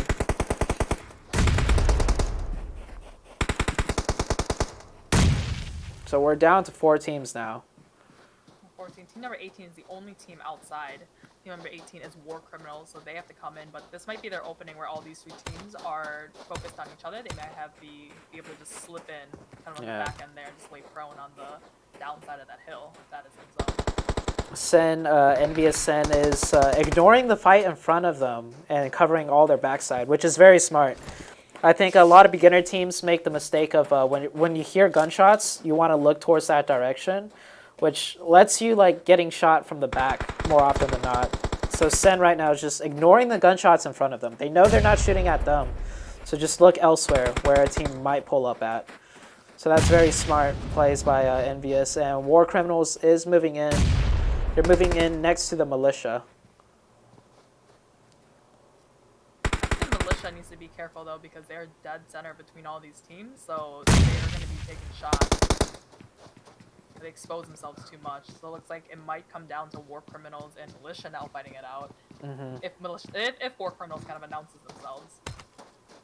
It looks like they are moving in. I don't know if they have the next circle or not. I think it's going to shift out. The new circle popped up. My map thing is glitched where I can't zoom in and click. Oh, you can't. Yeah, you can't zoom in anymore. Basically, I don't think any of them are in the next circle, or at least like the edge. Yeah. Yep. The zone's closing in now. They all have to shift in just a little bit more. Closing in. Yep. Envious has just a little bit of a wall to hide behind. Yeah. Oh, the next circle is smacking them. I think it's in the compound that Militia's in. Oh, Envy gets knocked. One Knucklehead gets knocked by... What is Team 16? Team 16 is Hydrate. Hydrate, okay. They have funky symbols. Strat at the end here is not like it would be a mistake for the Militia to start smoking it up, trying to get in center zone and try to hold that center zone. I think it's really you wait for whatever team is going to be more impatient, and you might see Hydrate kind of run, bum rushing in, trying to get into the middle, and then that's your chance to take them out. So at the very end here, your priority is taking out the other teams trying to get in the circle, not trying to get in yourself. Yeah, it's a patience game with 11 alive. The first team to move into the open, they're more likely to get shot. Now, if they get knocks, though, towards a certain direction, and then they make a move off that would probably be the best play. And Envy is just having such a hard time navigating. That was the worst timing. Because, I think Envy Sin is going to be the next one out, probably. Yeah, Hydrate making their move right now with the smokes already down. Oh, there goes War Criminals, so that was the 4th team out. Envious is somehow able to open and dive immediately to Evo from the Militia, so it's going to be a 3v4. 3v4, Hydrate versus Militia right now. They were pretty much neighbors for the last 3 circles. Oh, and Salty with another. How many nade knocks have I seen by Salty? And Salty going down. Salty get traded. Is this a hard push? All crammed into one spot. It is a hard. The compound that the majority of Hydrate is in is hard because you can see completely straight through that one hallway. That's not good though. They smoked themselves off. This is gonna give Hydrate a great chance to angle up in. And oh, Fishy was playing out on the side. If I was Hydrate, I would have pushed in all at once because Chris just went by himself. Yeah. Fishy's last one. Fishy is the last one up against a very low north and one just holding the angle. Yeah, I think Juan's gonna pre-fire this right here. Fishy's gotta come up huge. Oh my god! Oh, Fishy. If Fishy had more health, it would have been more of a fair fight. Yeah. But Hydrate just had the numbers, had the health. Fishy played that really well. I liked how Fishy sat on the outside of the building. And then if all 3 were inside, they would have had no chance. And Fishy was actually the one that got, I think, majority of the knocks because he was playing at the awkward outside spot, the spot that the team wasn't expecting. That almost worked out for them, but they do end up 2nd place. It was definitely a very close fight, and GG's to... Yeah, and I clicked continue, and I did not get to scroll through the scores. RIP. You want me to read them off at all? So... Yeah. First place was Hydrate with 9 kills. 2nd place was the Militia with Salty with 9 kills. So all those nades definitely added up. And I would be interested to see Salty's damage. Oh, yes. From that match. Salty had so many nades. 2nd place with 16 kills. And then 3rd was Envious with 8 kills. Okay. So, yeah, and then... I don't know if you want me to read through the rest of them or... That's good. I'm trying to... Hold on. Is my stream still live right now? I think I'm... Okay, yeah. Should be... Oh, my Facebook stream crashed apparently. Uh-oh.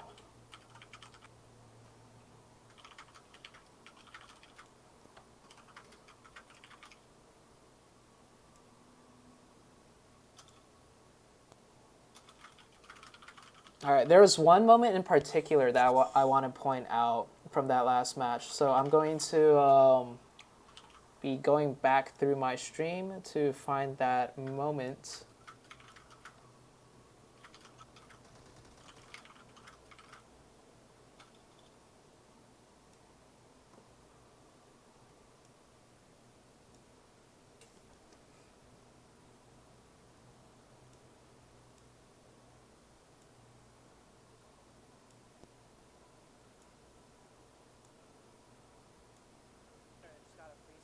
Okay, so I have my screen share up, so you could commentate on this too if you would like. Yeah. I'm trying to pull up back to the...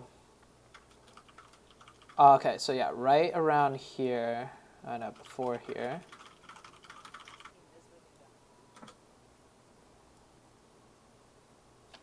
Okay, so right here, they traded knock for knock, and they have 2 in the back. Wonder Boys, and there's only 1 knocked. So this is such a common mistake for teams to make. They group up, right? But both of these guys end up running down to Scummy to pick him up on the revive. But imagine if Prix held back right where he is, if he didn't move up.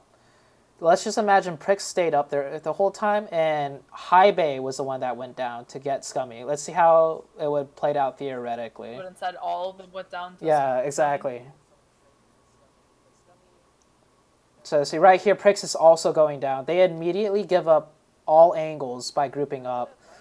And it's so common for lower tier teams to do this because, you know, you have a teammate knocked and you want to group up, you want to help them out. You want to protect them. But a lot of the times, the best way to protect a teammate is to just not go down to them and just stay back. Also, I think that's something that, like, it's kind of, like, someone gets knocked, it's like, drop everything you're doing. Like, our number one priority is go get that revive. Yeah, exactly. And I even mentioned it right here on the stream a little bit, but then the fight breaks out. So right here, the person that ends up killing them is this banana guy. Now, or no, DU, this guy. So this guy is completely exposed to that previous spot that Prix did have up there. So if Prix just stayed up there, he provides the angle, he provides the pressure, he knocks DU and could even thirst them because he's just wide in the open. And then it goes from a 3v3 to a 3v2, but instead they make the mistake of grouping up right here, and Scummy gets thirsted anyways, and then Prix gets knocked, and then the whole entire fight just could have been so different if one person just hold it back. So that's one big thing I want to point out for everyone watching and all the teams participating. You don't ever want to group up. As a 3-man squad, this is what happens. For the dynamics of a 3-man squad, whoever's playing the off angle needs to not be the aggressive player. They can't be the one challenging and shooting at another team. They want to like chill and wait for the best time to get a knock and a thirst. You don't want to take peak battles, essentially, right? As a 3-man squad and you're the off angle. For the 2-man that are grouped up, you're the 2-man squad out of the 3. You could take aggressive peeks, and when you get knocked, your teammate could res you, and then the guy playing the off angle, if they're patient enough and they don't shoot, for example, let's say Prix was the off angle, right, before he moved down. If Prix was just patient up there and he didn't shoot until DU was wide in the open, he provides the pressure, the 2-man could get picked up, and then it completely changes the fight. So in a 3-man situation, I like to run one person doing the off angle. They have to know how to play that off angle correctly, which is mainly don't take peek battles. You know, you're only there to lurk and provide cover for a team that's pushing your 2-man squad if one of them gets knocked. And then for 4-man, it's just do a 2-2 split. That's typically the best way to get more angles. Just have a buddy system going and just work off that. All right, I'm going to hop into the next room, but this was the big highlight I wanted to make because I feel like a lot of players, a lot of teams make this mistake of your teammates knocked in the distance and all of you just want to group up on him and play at the compounds next to him. Honestly, if you just, one of you guys sit back and chill, you'd be surprised like how much you could impact the fight later on, you know, when in the next 30 seconds, pretty much.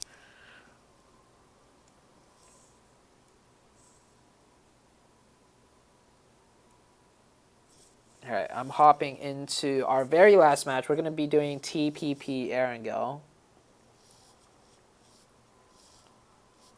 So what do you think are going to be the biggest differences in the third match than the first match, with the perspectives only being different? With only the perspectives being different, rotations would be, in theory, a lot riskier, just because in TPP, you could, hill positions on TPP are a lot stronger because you don't have to be standing on your feet, right, exposed to everything to see where the cars are driving by. You could just hide behind trees, and then when car gets really close to the trees, everyone could peek out and shoot at them, not giving a time for like, you know, a car to like veer off. So rotations are riskier in TPP. Slamming buildings, which is a common thing. Well, it's not that common anymore. It used to be common. A lot of teams would just slam into the compounds, but I think that strategy has developed into like scouting compounds. But taking building fights is going to be a lot slower. So teams landing like places like Yaz or George Pool, the main strategy would be to not take the fight at all, because pushing in TPP is so hard. You just want to loot and leave.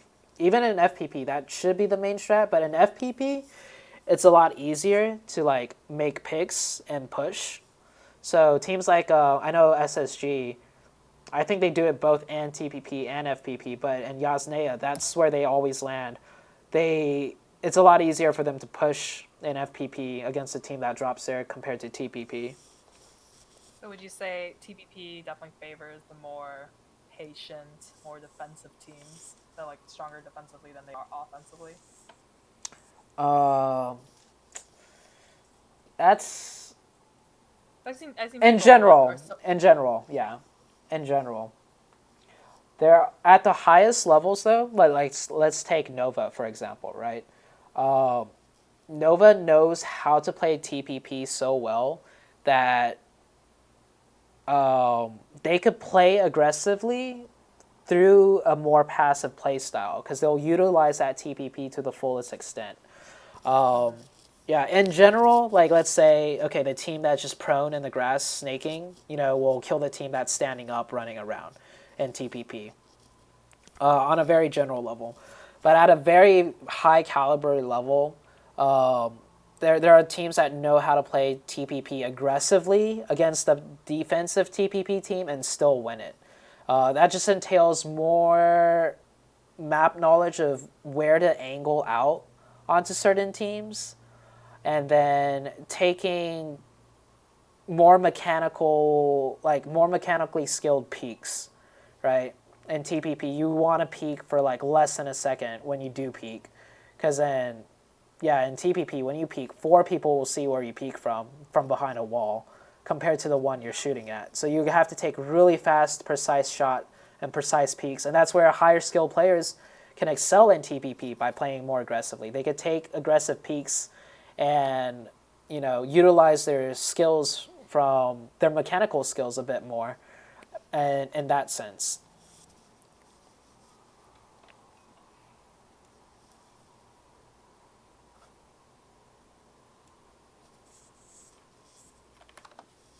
Looks like we have 75 people in the lobby, so we're just waiting for about 5 more. Looks like we have the entirety of Nova Esports still waiting to get in, so I'm just gonna DM the code over to them. Yeah, I sent one to Bayo. I'm not sure. I know Sam was the one who messaged me before. Okay. He was trying to get in the second room and he was asking for the code, and then. Yeah, I forgot to send Bayo the second code. I sent it kind of late, but I did send it immediately this time around. Who else was playing? Edwin. Who else was playing?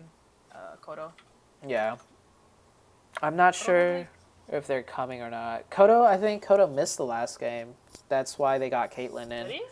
Yeah. Oh, yeah, because Caitlyn subbed in. I think Nova might be done for tonight. They did play Wicked Scrims just earlier, so it's very long. Sam's online. Let me message him. Okay.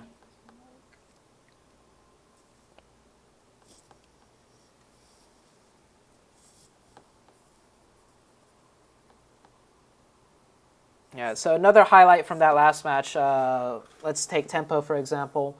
In that Nova fight, the Chica, I believe, was the one that... So Nico pushed up, like, close range, and he just held it down. He had the gun skill. He got 2 knocks. But Chica pulled up to the side for that side off angle, which was really good. You always want to look for those off angles, but you don't want to go too far wide.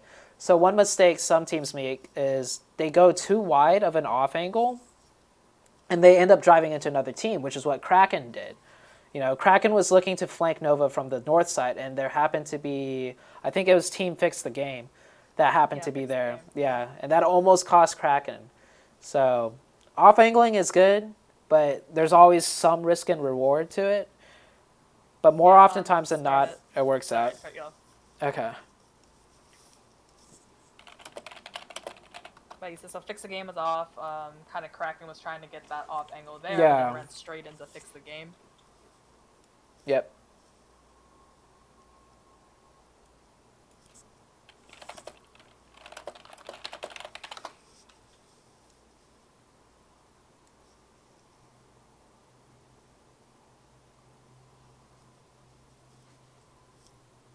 All right, so we are in the next match. final match, TPP Erangel. Would you say tempo is stronger in FPP or TPP? I would say FPP, just because I think that's what we all kind of grew up competitively playing. Right. And that's what a lot of the scrims are. I think that, yeah, I think it's just what we're more used to, and it does take a big difference to go from TPP to FPP. And like today, I was just playing classics, and I was playing FPP, and then all of a sudden we played a TPP. I just forgot and just pushed up, into a house like I would in FPP, and just completely annihilated. So it's quite the mind shift to go from perspective to perspective. Right, and 4v4 engagements are so different. I think my team also struggles a lot in TPP. We would play a fight like it was, like we would still use TPP, but the way we would push a team, like the pathing and everything, it would be like out of habit, like an FPP push. And that would get my team into trouble more often than not, too. Zone is quite the opposite of what was the first time. Oh, yeah. We have complete south from the bottom left to the right now. Last time it was from Novo to, like... Zarky. Yeah.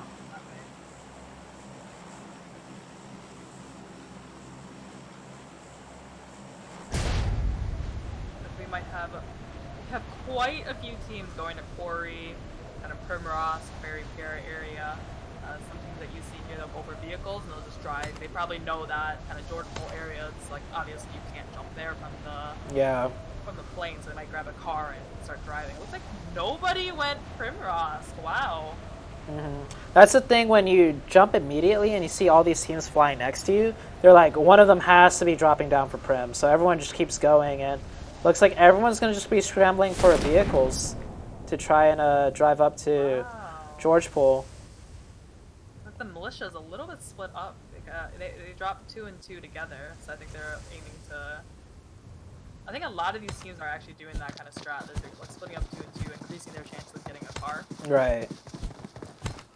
You definitely don't want to drop all your people at one spot for a vehicle, because...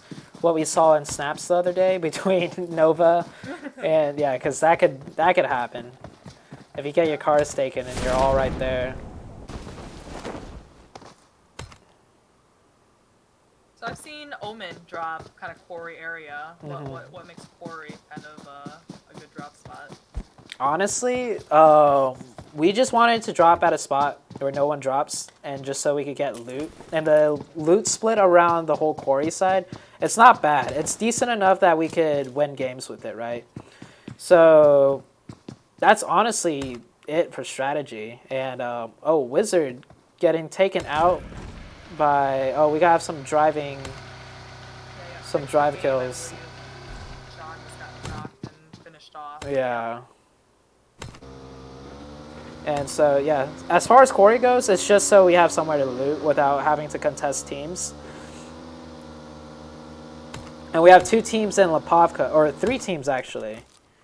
This looks like it's going to be a military island circle. Yeah, it is. I think one team's about to get wiped out. Team 19 actually just did get wiped out, so that's one team off the map already. We have the director and DSK now. With a military island circle, you definitely want to be like one of the first teams that rotates across. You don't want to wait too long, and then you end up being like 3 teams trying to cross a bridge at the same time, and you're just gonna just bottleneck together, and then no one really wins that fight. Yeah, since we usually loot Quarry, if we saw this circle pop, I would actually call to stop looting, just find our car and drive to Millie base to loot. And we wouldn't loot the actual base itself because, Misfits likes to land and loot there. But we, try and loot the compounds off to the side before it gets taken. Yeah.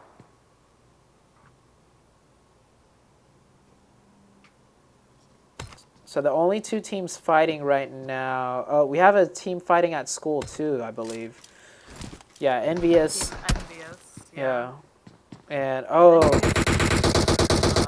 4, which is Superiority Esports. Okay, Superiority. Just got a knock on Pickles. Yeah, it looks like they didn't get to the school apartments in time. So they're just trying to run away right now. Unfortunately, Envious does have Pickles pinned. I don't think Pickles will get picked up here. Yeah, I think it's going to be quite the lost cause. Chloe has an AK with a 2X. King and Sushi just ran off to get vehicles. And they don't even have any loot yet, so...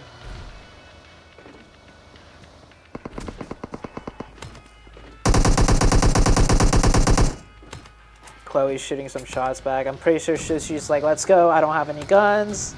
Let's just go loot. So they do manage to drive off right now. They drive right into school, right next to the team at the school apartments. Oh, bad parking job. Oh no, Chloe gets knocked.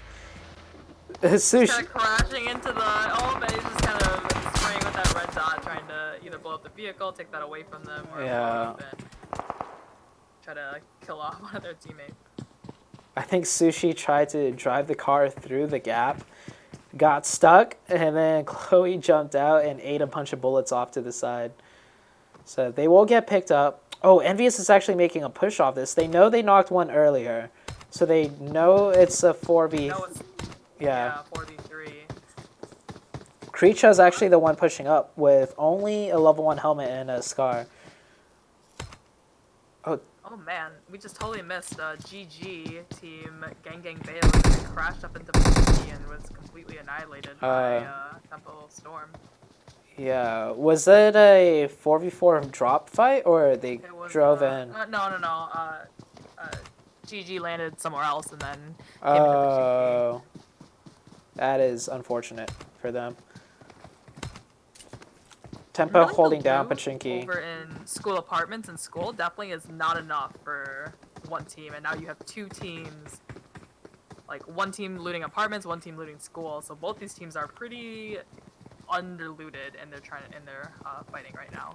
Most of them have like level 1, maybe a level 2 armor, kind of just one basic gun and very minimal ammo. Yeah, but I think Envious or Team Envy. Right? Yeah, Envious. Envious, okay. Envious, and then Superiority Esports. Okay. I think Envious wants to take this fight, though. Like, they know both of them are underlooted, but they know it's a 4v3. And in TPP, you could do more methodical pushes in place, because you could, peek around walls. And so it goes both ways, right? In FPP and a 4v3, you could just hard push and just overwhelm by numbers. Yep. And then in TPP, you could just play the angles from behind walls through TPP peeking. And so you could, both game modes, you could abuse in a certain way. I personally like to push 4v3s and TPP more than FPP, though, because as you saw in the Tempo game, or Tempo versus Nova in the first match, when they drove up to the warehouse. If that was TPP, I think it would have went a little bit more different. Whereas pushing an FPP, if you just get the gun skills and you get the pre-fire down, it could stop something completely. Yeah, for sure. And it probably would have been a more drawn-out fight, and probably, the teams would have had a little bit more information on the other team that they were playing against. Yeah. I do like what King is trying to do. He went off to the wall side to play like an off angle. But the thing with building compound fights is you kind of just have to play in the building to support your teammates. Because if you play outside, there's a very low chance of you getting an angle inside the building.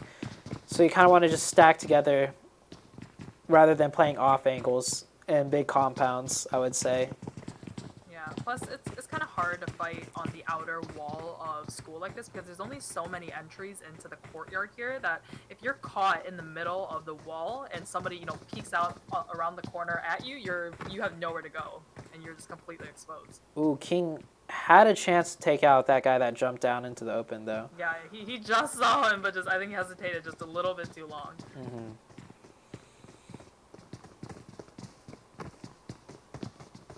Yeah, this Superiority is playing it very smart. They're all holding TPP angles, and they're holding like long hallway angles. So they have more of a time and chance to shoot at players before they get overwhelmed.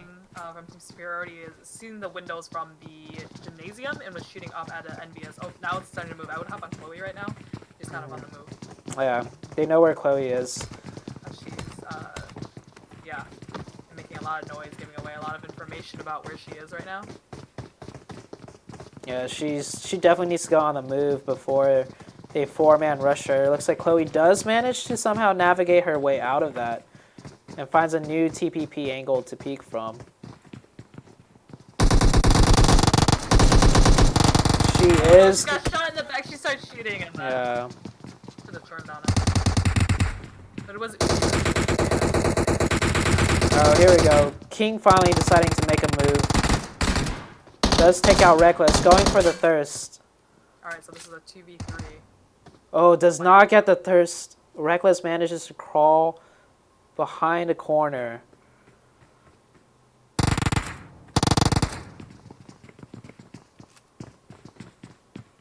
see what King's up to. Doesn't have any meds either except for one boost, so he's gotta conserve his health very carefully. Yeah. Like in the background, SC fighting off with Nyquil. I think Sushi needs to do something. Because Sushi either needs to run right now while they're all focused on King, or he needs to make some noise to relieve some pressure from King. Because after King dies, right, they're still going to just be running around school. Or that is Sushi, that is your opening to start running out of the back of your courtyard. Oh, and he's running towards the fight instead. Oh, it's a little, yeah, it's definitely a little late for that. If I was Sushi, I'd run out the back of the courtyard. Does get a knock on a knucklehead. Oh, shoot the feet.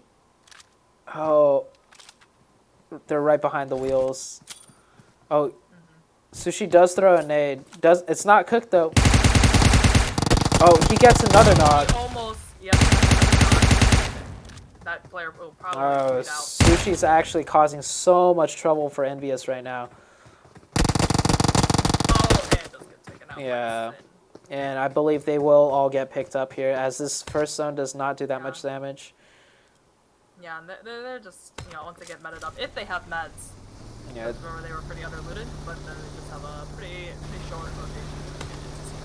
Tempo taking a boat right now. Ooh, there is a chance that Team 18 will... Oh, Team 18 is actually swimming. Team 18's swimming, actually, but okay. boats you have to be careful of because boats are very, very weak compared to cars.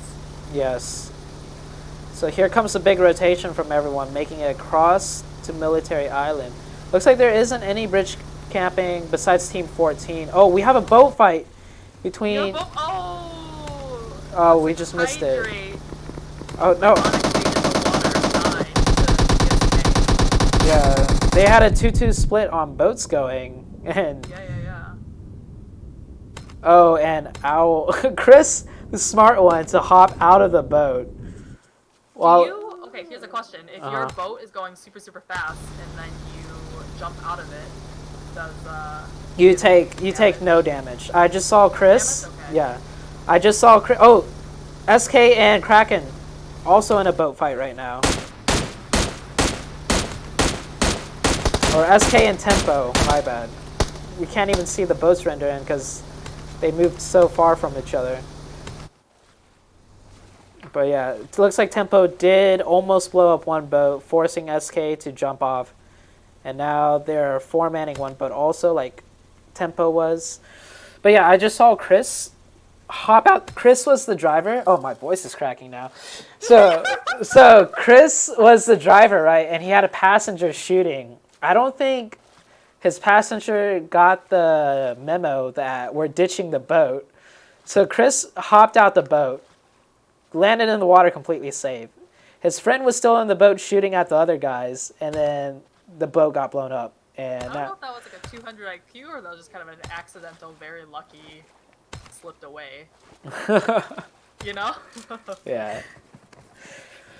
Militia off to the side right now against DPM. I think they took out... Kind of I think Militia's going to take a very, very late rotation across the bridge. Like when the bridge is in blue. That's what I would do anyways. We do have a bridge camp going on. Team 14 did shoot at one of Team 9's cars driving down the bridge right here. We have more cars driving down. We have a buggy.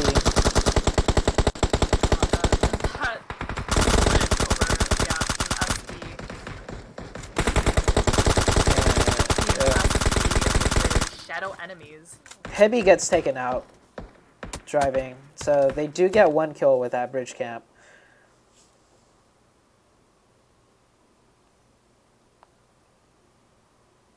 So SK taking a very far rotation on the boat. I think that's a smart one. They know Tempo was ahead of them, and Tempo could be set up anywhere on land already.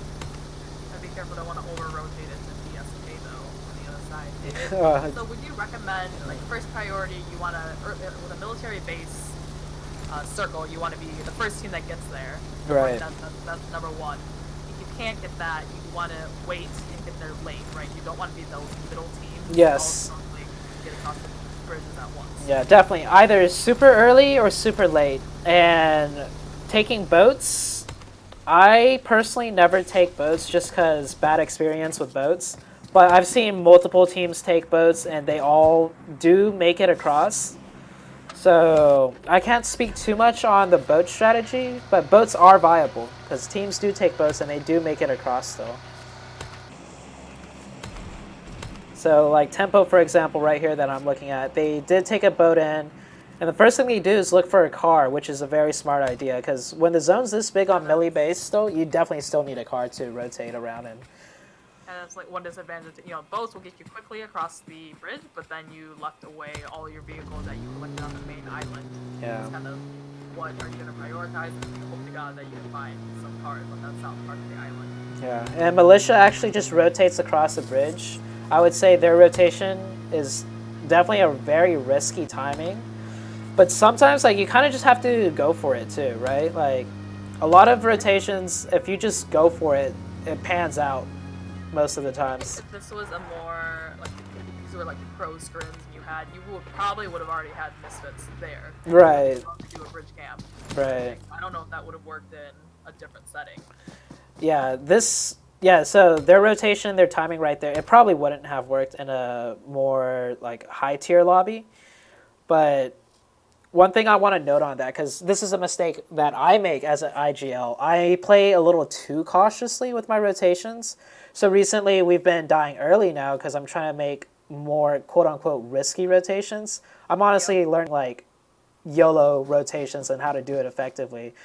But you don't want to be too cautious either, right? You don't want to end up being the team that's always like, oh, this is probably taken because we're rotating kind of late. Whereas if you watch a lot of the top tier teams play, they just take that small gamble, right? Of course they rotate smart. Like they don't drive right into compounds. They don't drive right by compounds. But sometimes you just have to risk that rotation. So for example, the militia, they kind of just risked it and they got across and they got a good spot. I think it's kind of the beauty of scrims too, is that, you know, these don't count for points. I mean, we have scores at the end, right? But this isn't for money. This isn't for. It's basically just for kind of bragging rights. Right. So a lot of these teams will try like a really ridiculous rotation, just, you know, brand new. Did that work? Did it not work? Sort of thing. And so when you see some teams that, you know, get, you know, clapped, whatever, in scrims, and it's like it's not really like a sure way to base like how good or bad that team is. Right, and we do have another bridge camp going. This time, Team 14 has stopped TS on the bridge. One of them was actually driving a boat, which got blown up. I think that's how Artemis died. Yeah. And they're going for the swim. Ooh, let's see if... I think they all saw them jump in the water, and yeah. Team 14 is just going to go fishing right now. What is the seconds? Like, how long do you have your full lungs before you start taking damage underwater? Is it? I actually don't know. 7, 8 seconds, something like that. Yeah, I actually don't know. Helpless in the water though. I will say one big thing though is if you get shot while you're underwater, the bullets do so much less damage. I remember at ESL DreamHack, right? We were shooting Tempo in the water, and I got so... Yeah, thanks a lot. I got so many hit markers and never a kill. I was like, dude, they're eating bullets. I was literally sweating in the stands watching that. I was like, oh god, no. Yeah, sorry about that, Monica, but I mean... But yeah, I think it's also the water is like it might just like in real life. I think it. Yeah, it definitely mitigates damage. It definitely does. I think it changes also like where you see somebody, they might actually be deeper than where they oh yeah. look like they are. So yeah, I think it just being in water throws off people's aim. Yeah. And how often do you get to practice shooting at people in water, right? Oh, I think if Noka's not careful, Crusader might get, or Crusher might get him off to the side. Yeah, I think he just popped up and is healing up, but I think they have quite the inkling of where exactly they're gonna pop up out of the water. Noka has no idea. Crusher can make this. Ooh, the deep, and it works perfectly. Yes. Like the creatures of the deep, he just showed up and then re-submerged under the water to leave.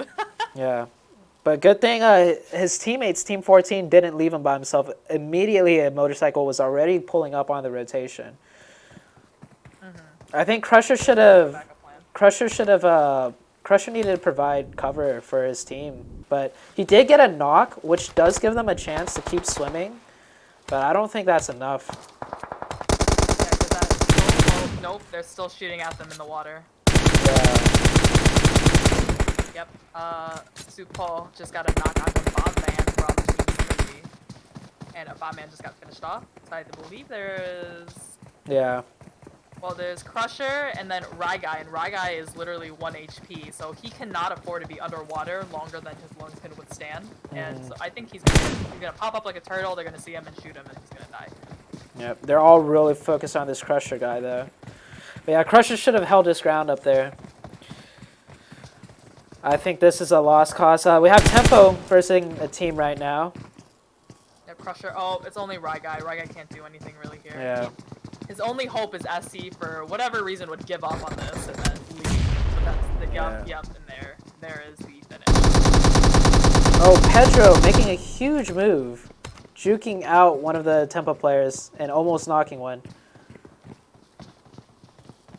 C block. Yep. It's a 3v4. Spec is off to the side right here. Let's see what Spec... Oh, Spec is low tossing a nade outside the window. Pedro has no idea Spec is right next to him. Oh, Spec does take out one player. Oh. Oh my gosh. Yeah. A wipe with no catcher. This building too definitely favors TVP because there's so many like blocks or or using the stairway as well. So the militia, they switched from one hill to the other, just more center. Now they're essentially gatekeeping Envy.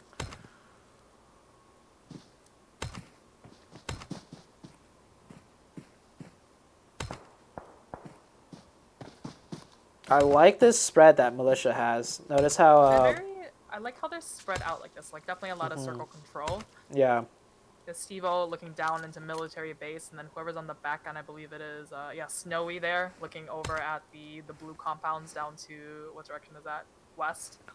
The more pressure you put around everywhere, it just limits teams from encroaching on your territory pretty much.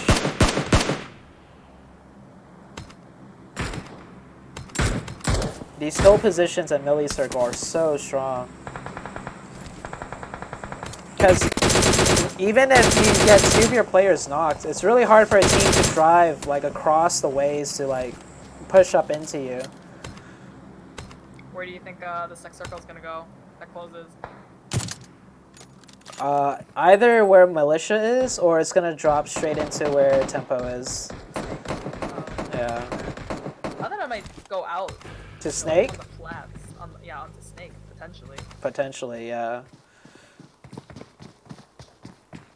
I think it's also very hard to get out of military base for where SF or Tempo, where Fix the Game is at. Looks like Snowy is raining havoc onto Team Envy up on the hill towards the west. And outside of Circle and Snowy has knocked 2 out of their 3 remaining members.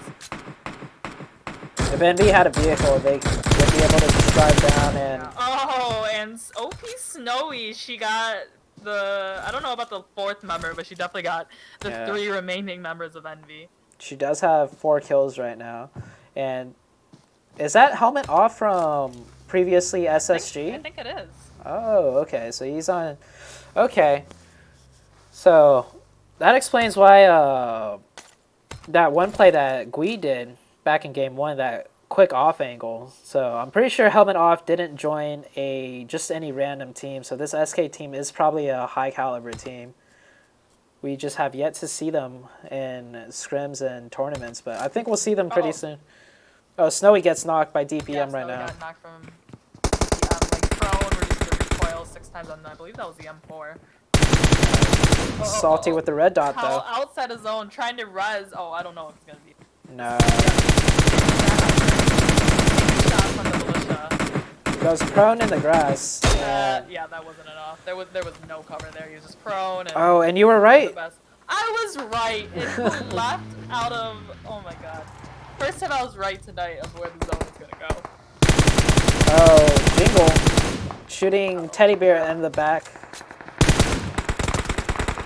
Interesting seeing this 2-2 split. You've seen. Yeah. I think Snake has done this. Like he's just blowing up a vehicle and not giving other teams the option of driving out there. Tempo does manage to make it into. What is this? Oh, I think somebody is knocked. Yeah, Spec is knocked, and Nico is also knocked. Oh, they're both dead unless the Kraken in them could get there. One of them gets thirsted. I say this is a very hard. Oh, and finishes off, or it gets a knock onto Revive. I was gonna say this is very, very hard. Oh no. And Chica and Kraken trying to drive in. They're getting shot. Oh shoot! He does Kraken up now. He was able to get inside though. He could pop open that door. Yeah. Open the door. One of them's gonna bleed out though. Yeah. I don't think he could pick up Chica. Nah, he can. Let's see if it plays out. He runs out, but I think everybody is hard peeking out of this. Yeah. There's cover though. There's cover for him to run in, and he does. Oh, look at that. Kraken.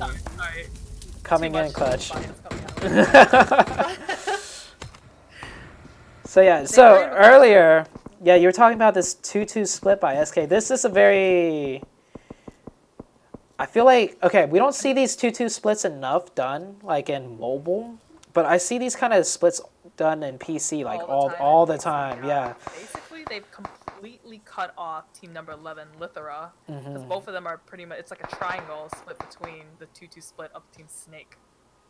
Yeah, I think, like, 2-2 splits like these, if everyone plays it correctly, right, you increase your chances of winning by a lot, but if on the off chance someone doesn't play it correctly on their split side, you automatically go down to like a 3-man or even a 2-man squad. And yeah, you definitely need Gui players gets knocked. That are capable of handling themselves. Yeah. Handling like being outnumbered, but it looks like they were able to take out Lithera just like that. And Gui is knocked, but it looks like he does have the smokes down to cover, and the circle actually shifts straight back. Yeah, I think Tempo was actually just right there earlier. I mean, the only other option was the walls. Well, you have the little minis. What do you call those? Balls? The balls over there? Yeah. The water towers, or water tanks, I would call Water tanks? Okay. Yeah, that's probably a little more realistic. I'll just call them the balls. That will be my call out from now on. Get to the balls. The water balls. The balls. They do sell like water in these like plastic balls. Really? Yeah, and it's like a new hip water bottle. Okay, so it's like Peril and Crispy from Team SF are using that. I've said this a lot. Like wherever that crate ends up in Final Circle can be a godsend for a team. For cover, that yeah. hard cover, exactly. Oh, Militia moving in right now, and they are getting. Oh, they are. They're getting. I think it's by Tempo. Snowy, salty, snowy, and fishy. What we talk about at the end, you want to be the one killing off people, not necessarily the first team. Ooh, Stevo gets. Yeah, Stevo actually gets shot up. Oh, Chica just going for the push. They don't have any cars. Tempo has to just push up on this right now on foot, actually. Yeah, it's where you gotta hope that they have smoke, that they have abilities. Nico's eating zone right now, and I think, yep, he's trying. Yep. The thing that's saving tempo right now is that SK and Wonder Boy is located in almost exact same spot, so their attention is on each other. Gui never made it in. Jingle also didn't make it in. I think that's very strange. They had cars to rotate in, but two of them... That's it for Tempo Storm. Yeah. It's like all these teams now are hugging the gates, or the cement wall around the water balls. Yeah. So it is Snowy. It is 2 members from Solidified, 20, and Snake from 15. 2 members, and then Wonder Boys is 3. Yeah. Well, I think Wonder Boys has been on foot this whole time. They were just on the very, very end. Yeah. I don't think they had they were on the right side of the map. Just oh no, they have a buggy. Okay. So they were just edging in this whole time. But same with Team 7. Team 7 drove to the plains, and then now they're just proning in. So I don't know what happened to SK, but they had 4 people, and 2 of them died in the play zone. I think it was the 2 when they were trying to come off the rotation, and it was 2. Oh, I was incorrect. There's still 2 members from Fix the Game left. Harlem and Teddy Bear very far on the opposite side of the circle, and they're just kind of laying prone. Trying to not call that much attention to themselves. Helmet off right now. Can he shoot? Oh my gosh! Helmet off. Try to go for the play. Did you see that? Yeah. Well, actually, I was gonna commentate on something really smart that I saw Teddy Bear just do.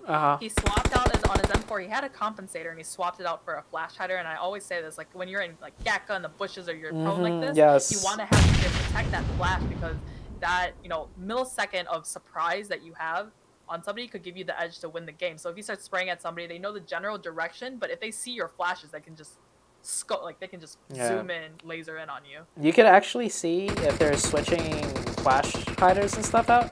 Well, I saw him drop his compensator. Oh, okay. And I saw the flash hider. Wow, Teddy Bear makes it in, and Kevin right now just has to gatekeep 4 people right next to him right now.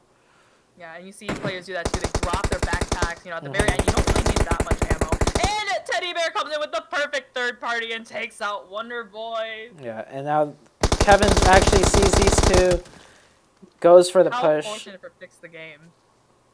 Yeah. This is like almost perfect scenario for Fix the Game. SF does get the circle though, and they have like the perfect fence line to TPPP. Yep. Snowy doing, you know, completely right. You know, as a solo, you want to stay pretty quiet and let the stronger teams fight each other, and try to get it.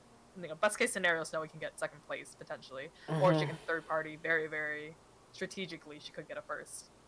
Yeah. So what you missed earlier, what Helmet did? Helmet was prone behind a car, and he saw the other person prone on the other side of the car, and he hopped in the car into the passenger seat. And brought out his SK and tried to shoot him. It didn't work out though, but if it did, that would have been something else. Teddy Bear trying to get it, but I think he was able to. From Solidified was able to. Yeah, so now we have. Him just barely with the smoke. We have Harlem left alive. I think Harlem needs to focus on Snowy here. I think Snowy might see Harlem right now. I think Snowy might. Oh, Snowy can come in right now. Yep. Oh, and then she's out of zone. 1v1. Oh, come on. Oh my gosh. I'm watching Snowy right now. Snowy has 6 kills right now. Peril has 2. It's a 1v1. I think Peril might have the advantage here just because he has that... The wall to hide behind. But Snowy knows exactly where he is. I think Peril just has a general idea of where Snowy might be. Yeah. Peril doesn't know. Now they both know exactly where they are. Once you give yourself away like that, you want to move. Yeah, Snowy did crawl to the left a little bit here. Peril just has to TPP peek like really hard. Oh, that grass is so thick from... Oh, never mind. Saw the helmet. Also, when you lay prone like that, the only shot that opponent is going to have on you is a headshot. Right, yeah. That was a close one. I think Snowy almost took that when he went for the first peek and missed. That was so close.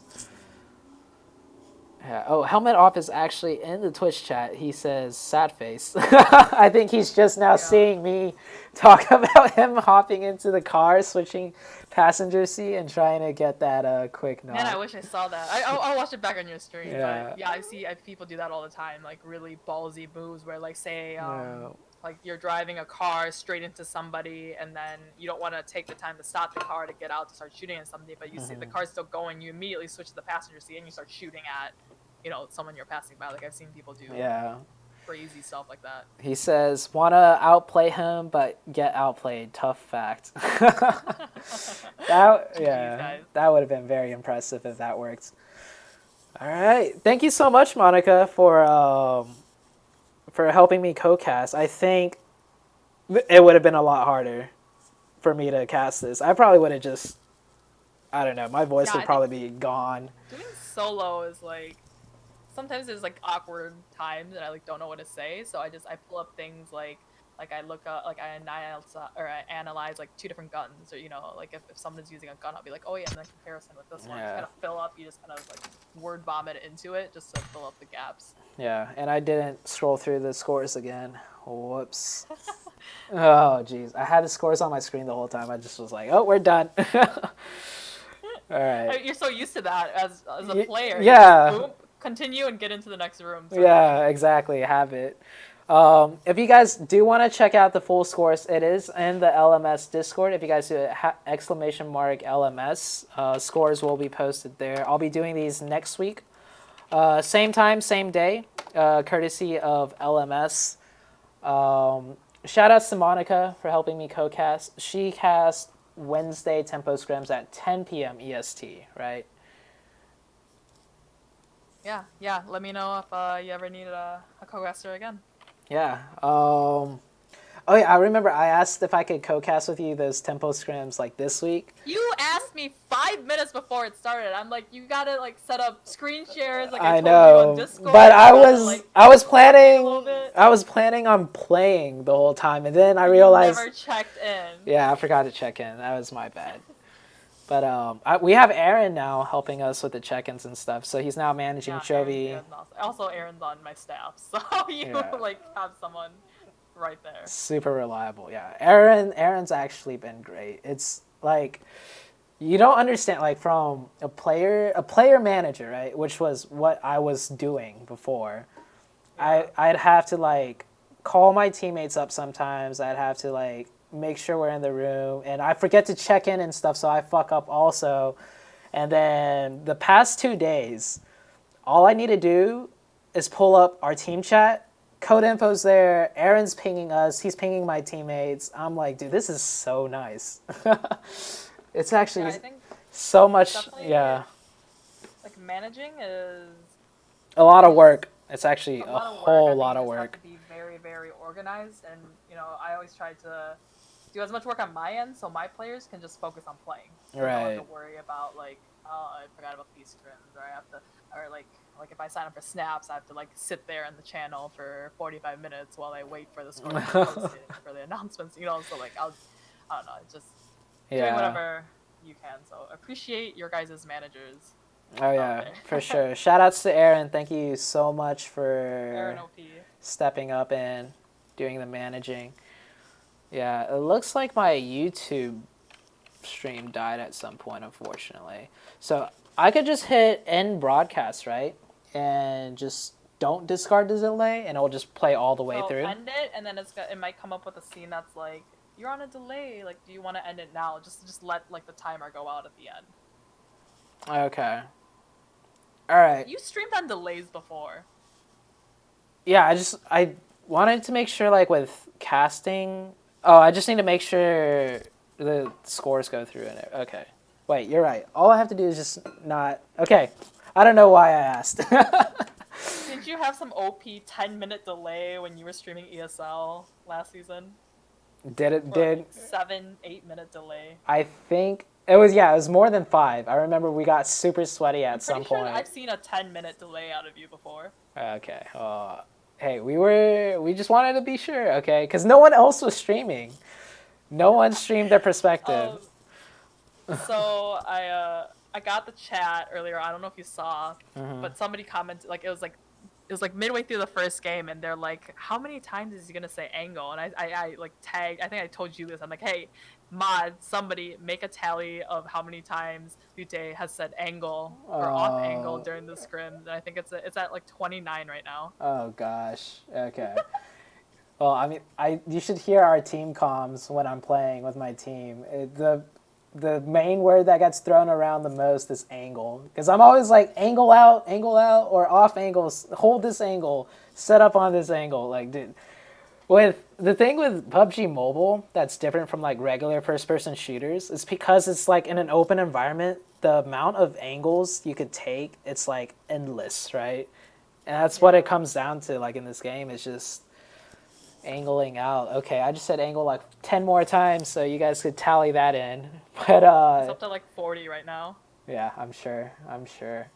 Okay, let's see who's streaming. So how do you usually do your raids off a delay? You just usually I ask my chat who to raid, but all right. Right now. Oh well, Nuke Fest is going on. You could give it back to Mr. Flip. Yeah, I'll definitely send it right back to Mr. Flip before his Nuke Fest ends. That's what I was saying at the very beginning. It's like all the streamers are just kind of like raiding each other back and forth, and just rotate. You just passing all of you guys along. Yeah. All right, we're raiding Mr. Flip, guys. You won't even hear this because I'm just gonna raid it now. Before. Wait! You can't do it right now. No! Stop it! Why? Oh. Yeah, because you have a 3-minute delay, so it would have like cut off the last 3 minutes. Okay. Well, I guess it doesn't matter. We were just chatting. We were just bantering, anyways. Okay, yeah, but I've done that before, where it was like I had my scrims and I raided somebody and before it was the still, game like, was over. Mid-end fight, and I raided somebody. Yeah. And people were like, "Oh my god." Okay. All right. I'm raiding Mr. Flip. Chat won't ever get to hear this part of the convo, but okay. Yeah. All right. Thanks, Monica. Thanks so much for stepping in. I appreciate it. All right. See ya.